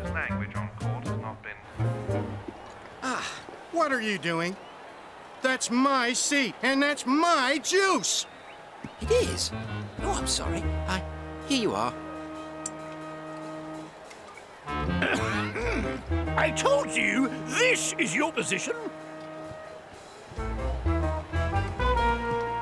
Now stay put. Do you see him? I can't believe my eyes. Oh. Well, there's nothing we can do now. We can't stop the game. We'll just have to see what happens.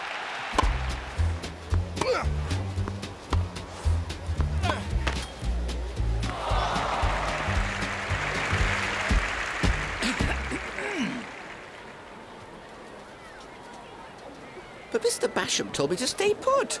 Oh, hello, Mr. Basham. Don't hello me, Bear. Get out there and get that ball. Hurry up, will ya? That wasn't very polite.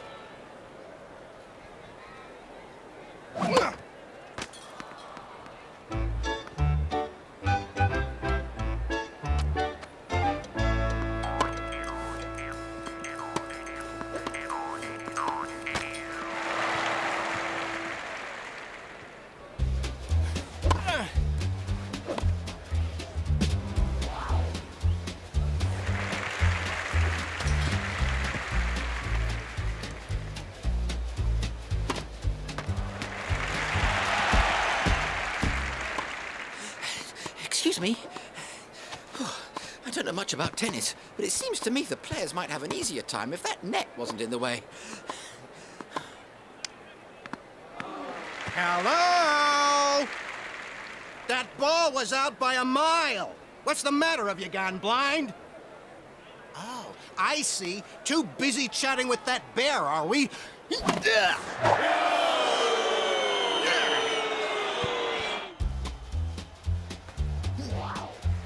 Good old Paddington.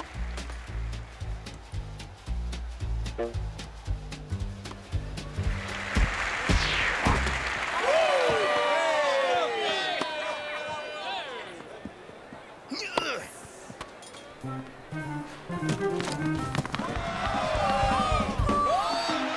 Now listen here, you.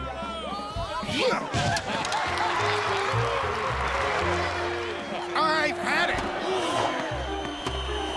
Enough already.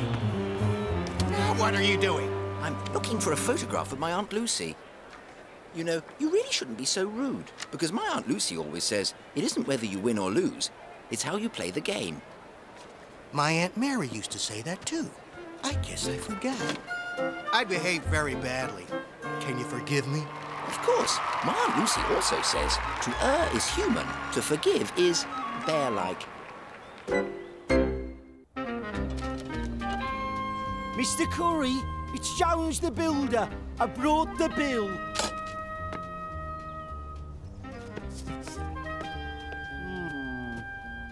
I know you're in there, Mr. Curry. I can hear you shuffling about. Excuse me. Do you know if Mr. Curry's home? I brought the bill for mending his broken window. Then I expect Mr. Curry's hiding. He does that when he hears the word bill. Well, we'll see about that. I'll have some friends pay him a call. They'll soon winkle him out. He's gone. With any luck, he won't be back. He said he was sending some friends over to winkle you out, Mr. Curry. Winkle me out? Look here, Bear. I need help. Stay here, and if anyone strange calls, say I'm away. But I can't do that. Oh, yes, you can. After all, who broke the window in the first place? You did, Mr. Curry, when you slammed the front door the other day. And why did I slam the door? Because you got marmalade on my knocker. So make sure you don't let anyone in while I'm gone.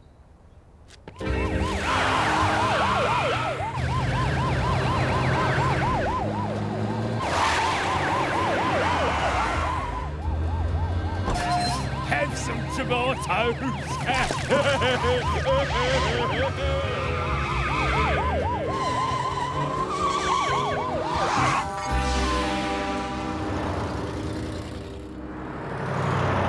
Let's pull in there and hide.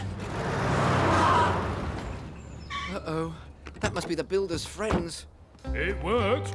We gave them the slip. But they'll be looking for us now. Hello. I'm Paddington, Mr. Curry's neighbour. isn't here right now, and, The house is empty.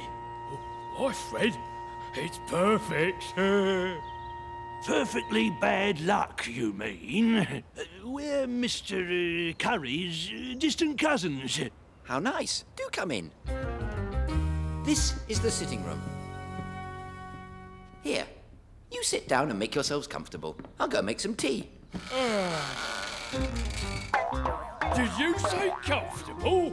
Mustn't look a gift horse in the mouth. Ow! Oh, I'm sorry. Here, let me help you. No! Oh, I've never seen such junk. If you remember, Mr. Curry keeps all his best furniture locked away in the cellar, along with his valuables. Of course. Yeah, we'd forgotten. I'll go make the tea now. If we could get rid of that bear, we could clean out this house in a jiffy. Excuse me, we were wondering if you'd run down to the shops for us. We'd go ourselves, but we don't want to miss Cousin Murray. Murray? Don't you mean Curry? Oh, of course. Silly me. If you'll take this, I'll find some paper and make a list. Oh, that's hot!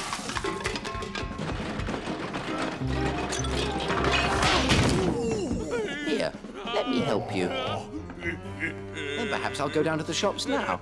What did you want? Bandages. Painkillers. These two men escaped from jail just a few hours ago. The Commissioner's offering a big reward for their arrest.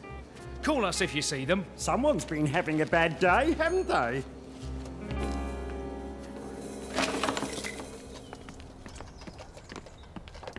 After we sell all this stuff, we should have enough cash to retire. Just as long as we put enough miles between us and that bear. Oh, no. They must have got tired of waiting. Wait! Hold up.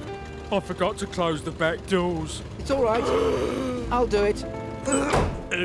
We thought we might take a little trip around London while we wait. Really? I love trips. What a good thing I got back in time. What a coincidence. Mr. Curry has a candlestick just like this. Whoops! Look out! Oh dear. I think I'm in trouble again. We want to go back to jail! It's those escaped prisoners. Hurry! Arrest us! We won't try to escape. Just get us away from that bear! Hello. I'm willing to bet the bear got rid of that builder and his friends. What's happened to my chair? Bear! That bear must have let them in. They've destroyed the place. My valuables! I've been winkled! They've taken everything! Wait till I get my hands on that bear! There you are. I've been robbed of all my valuables. And it's all your fault. Here, wait a minute, sir. If it wasn't for this young bear, we wouldn't have nabbed two escaped prisoners and recovered your stolen goods. Indeed, you should be thanking him. I have no hesitation in handing over the reward to you, Mr. Paddington Brown. We did it, Bear. We caught those criminals. But Mr. Curry... A brilliant idea. And well, seeing you are both responsible for the capture, we'll give you half each.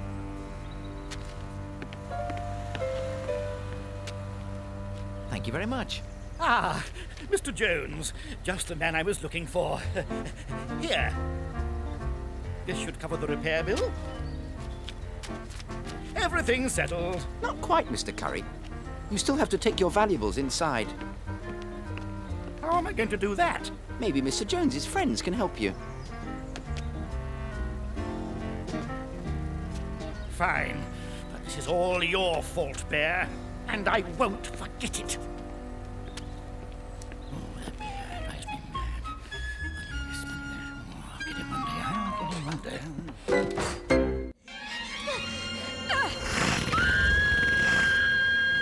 best things about travelling with Mr. Gruber collecting stories for his book The World and Its Wonders is staying in hotels. And one of the best things about hotels is being able to watch television in bed. This pod, I've never seen anything like it before. It's out of this world. That's because it was left by the mothership of an alien race from Alpha Centauri. It was horrible! Horrible! It is horrible! Horrible! Alien flying saucers! They're coming to get us! To take us away in their pods!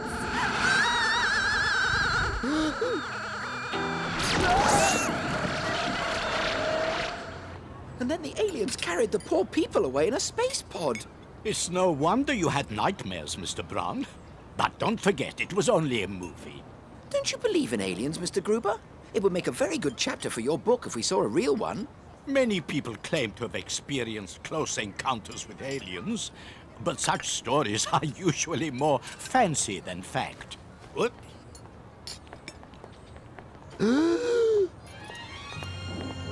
Mr. Gruber, over there, a flying saucer.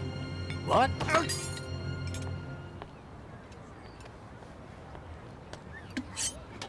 Over there. It's gone. It must have dematerialized, like they did in the movie. Perhaps you shouldn't watch any more late-night movies until we reach our next destination, Mr. Brown.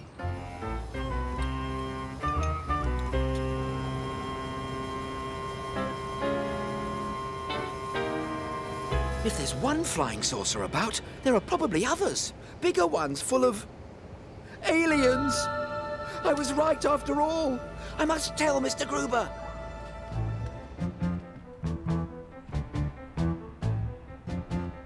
Mr. Gruber! Mr. Gruber! Mr. Brown, what is it? You look like you've seen a ghost. Not a ghost, Mr. Gruber. Something even worse. Real aliens!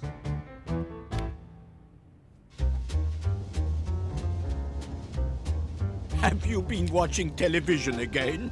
I saw them with my own eyes. Come on, we must be on the lookout for more.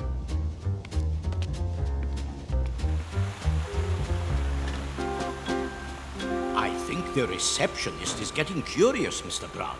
How long do you plan to wait here? As long as it takes, Mr. Gruber. I brought extra film, and we should be careful to stay out of sight. Oh, here! You can't deny what you see with your own eyes. I'm afraid I can't see anything without my glasses, Mr. Brown. Where are they? They're gone. Again. Come on, Mr. Brown. I'm sure there's a rational explanation for what you think you saw. But I think you should understand once and for all that there is no such thing as aliens. Scientific data repudiates any evidence of extraterrestrial life. How do you do? Huh? They've abducted Mr. Gruber!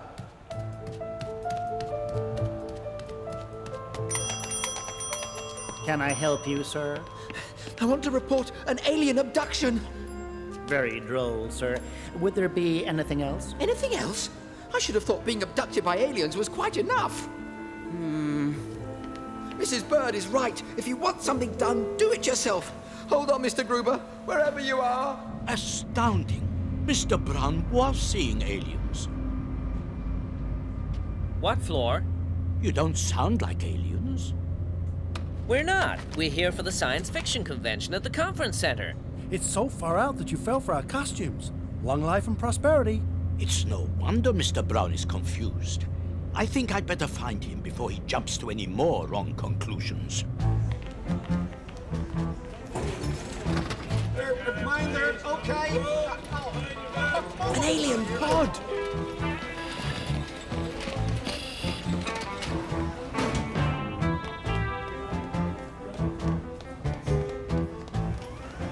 We gotta refill this space pod with 3 giveaways and get it back to the convention as fast as possible. The aliens must be planning to transport Mr. Gruber back to Alpha Centauri in that space pod. I don't have much time.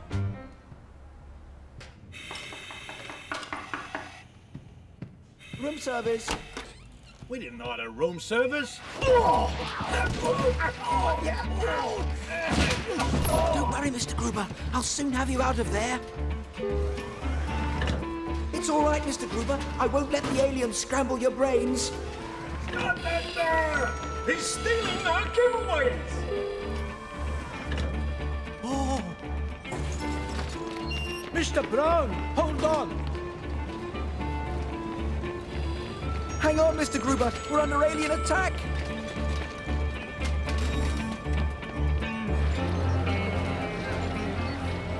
Ah! Aliens! Everywhere! Hey, you! Get back that space pod! I'm not letting you take Mr. Gruber! Set phasers on stun! No power! And these aliens want to rule the universe! Get him!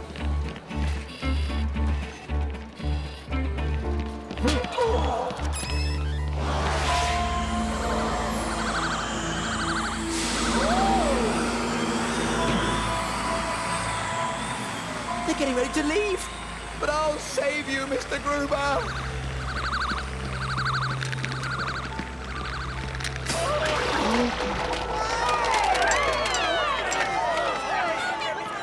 Great costume, man. What an awesome start to the science fiction convention. Convention?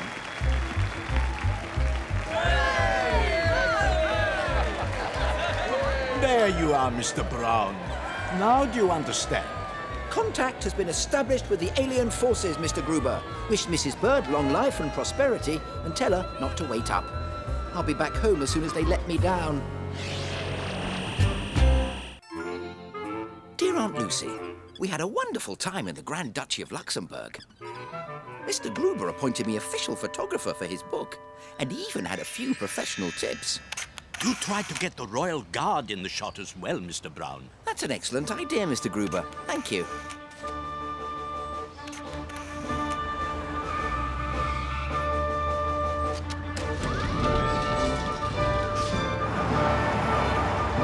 How I dread these boring affairs, dear. Same old people, same old everything. Yes, dear, but it's our duty. Duty. Oh. Look who it is, Mr. Brown. The Grand Duke and Duchess. If you hurry, you can get a photograph. You can count on me, Mr. Gruber.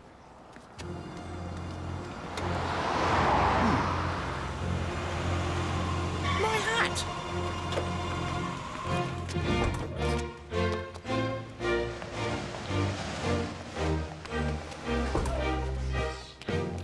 I've never seen so many royal dignitaries. I can hardly count the counts. There's a prince, and 2 baronesses, 3 barons, 1 Mr. Brown, and a... Mr. Brown? Shall I hold this for you, sir, while you attend the banquet? A banquet? What a good idea. I am rather hungry. Thank you. Mr. Brown! Mr. Brown! I'm sorry, sir. The public is not allowed in for visits today. This is a private banquet. That was my friend, Mr. Brown. Uh-huh. And I'm Queen Isabella of Spain. Now, off you go. Go on. No! Go on. I must rescue Mr. Brown before he gets into any trouble.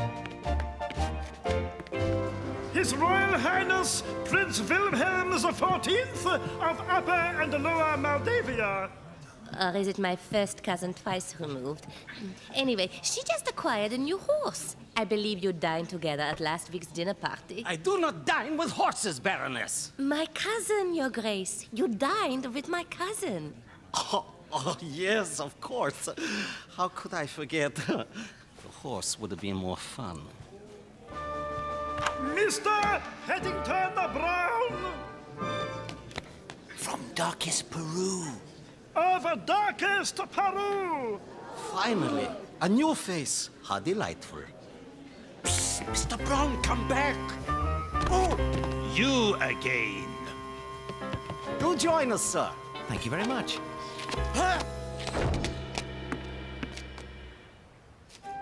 Darkest Peru, eh? How interesting. I had a polo pony from Peru once. Do you play polo, mister? Brown. No, I prefer tiddlywinks. Brown? Oh, of course. You must be related to the Gustavo Browns of Chuquibamba. My maternal uncle was a dear friend of your great-grandfather, I believe.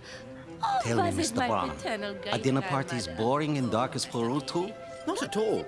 In the Home for Retired Bears, they always play games. It helps the food go down. Games! An excellent idea! Why didn't I think of it before? I wish my friend Mr. Gruber was here. He knows all sorts of games. She might be what you call a cowgirl. Mr. Brown, over here. Do tell us, Mr. Brown, what's the weather like in darkest Peru? Oh, it's very hot, hot, hot! Is that so? How very interesting. My third cousin, twice removed, or is it my second cousin, thrice removed? Anyway, she told me that in the summertime it's quite warm, and in the wintertime it's quite cool. And Hot! No, not hot. Cool and rainy. Doesn't sound very pleasant at all. Not my cup of tea. I'm reminded of the time they played croquet at the summer estate. Oh dear. You again. Thought you'd given me the slip. Certainly not. I'm merely... Oh, look. Isn't that the Queen of Ruritania over there? Huh? Where? Hey! Stop! Stop! Doubtful and Arctica. But undaunted, the player quickly rode up. That's when the barge passed by with all those goats on it. I'm sure you've heard this story before. Hot potato! Why, I haven't played that since I was a boy. Now it's my turn to choose a game. Come along, everybody.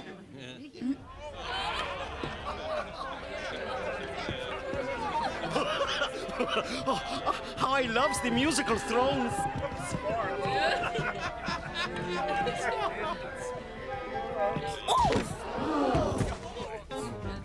Oh, Baroness, you all right? Oh, how kind. Oh, I know this looks suspicious, but I have a perfectly good explanation, you see. You're right, Baroness. Oranges are easier to balance on your nose than bananas. Look, there's my friend, Mr. Gruber.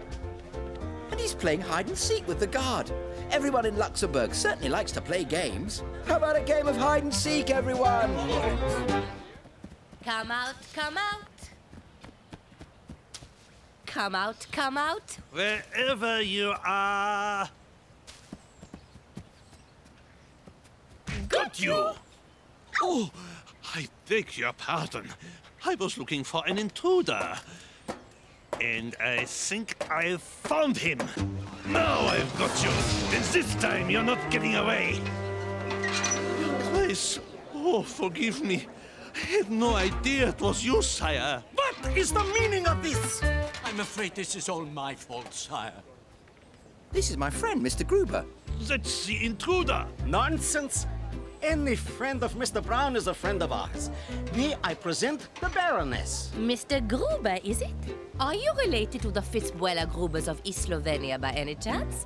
My grandmama was a Fitzbuela Gruber. Now that would make us second cousins thrice removed. Now tell me, what has happened to Aunt Beatrice? I know you'd love Luxembourg, Aunt Lucy. The people are so friendly. I hope you like the photos. The Grand Duke and Duchess did. Trust Paddington to come out on top. When he's in charge, who knows how things will develop. Come on, Lucy. The game is starting.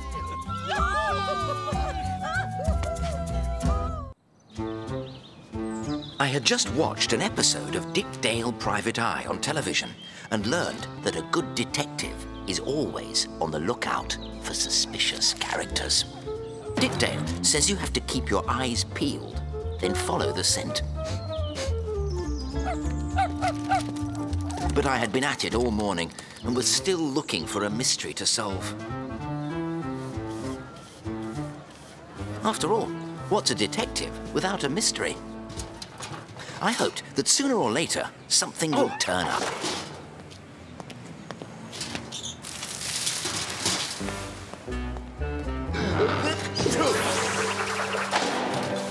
But perhaps it was now time to look somewhere else.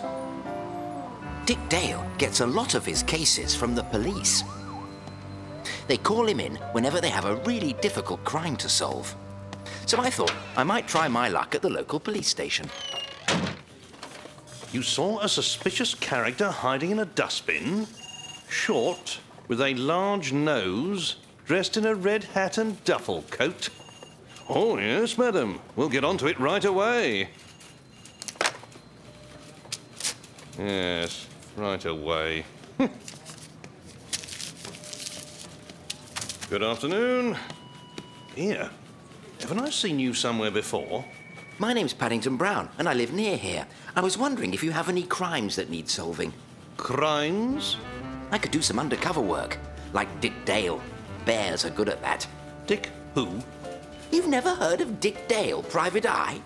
He's the greatest detective in the world. Oh, he is he?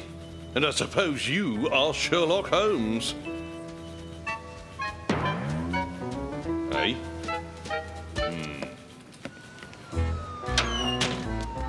The police weren't very cooperative. I was getting pretty discouraged, but then I struck it lucky when a fog rolled in. Everyone knows that the greatest detective cases start in a fog. I made my way up the Portobello Road, just to see what I might run into.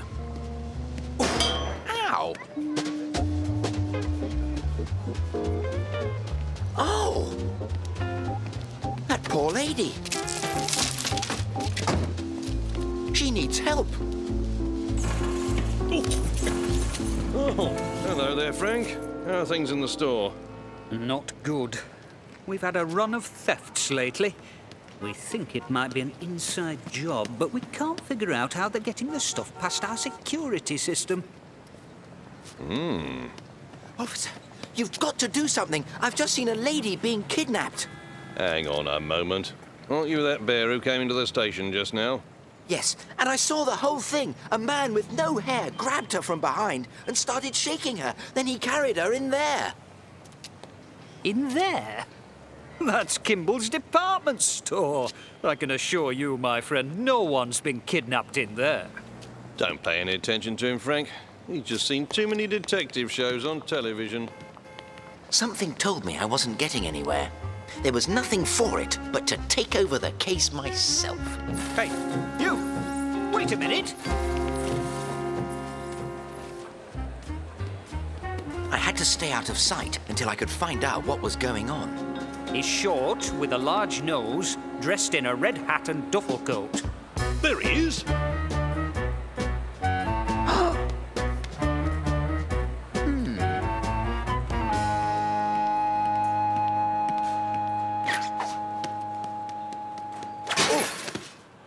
Sir Lancelot for men? Excuse me? It's cologne. Try some. Aha! Methinks it is lunchtime. It gets a bit hot in here. I needed a disguise. Something to make me inconspicuous as I looked for the man with no hair. Sir Lancelot for men? Hey?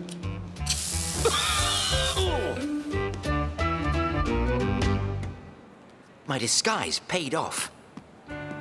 I finally spotted the kidnapper.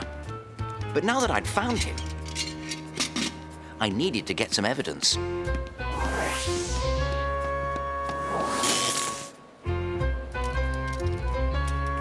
Hey, come back here. Stop, thief! It's him. Spread out.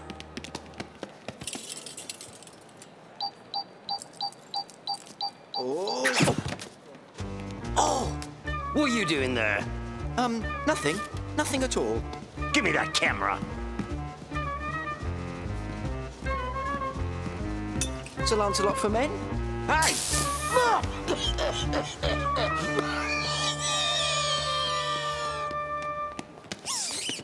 All right. The game's up. Wait, you have to look at this. I know that man. He works on the mannequins and dress dummies. There she is. That's the lady he grabbed in the alley. That's no lady. That's a dummy. A dummy? Here, what's this? Oh! So, that's how he smuggled the goods out of the store, inside this dummy. Incredible! But what about the man with no hair? I'm afraid he's probably long gone by now.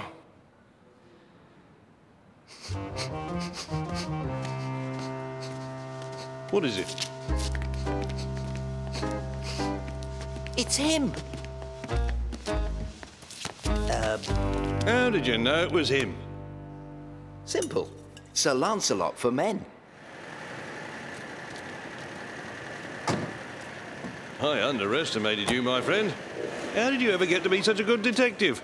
I did what Dick Dale does. I kept my eyes peeled. Then I simply followed the scent. Bears do it all the time.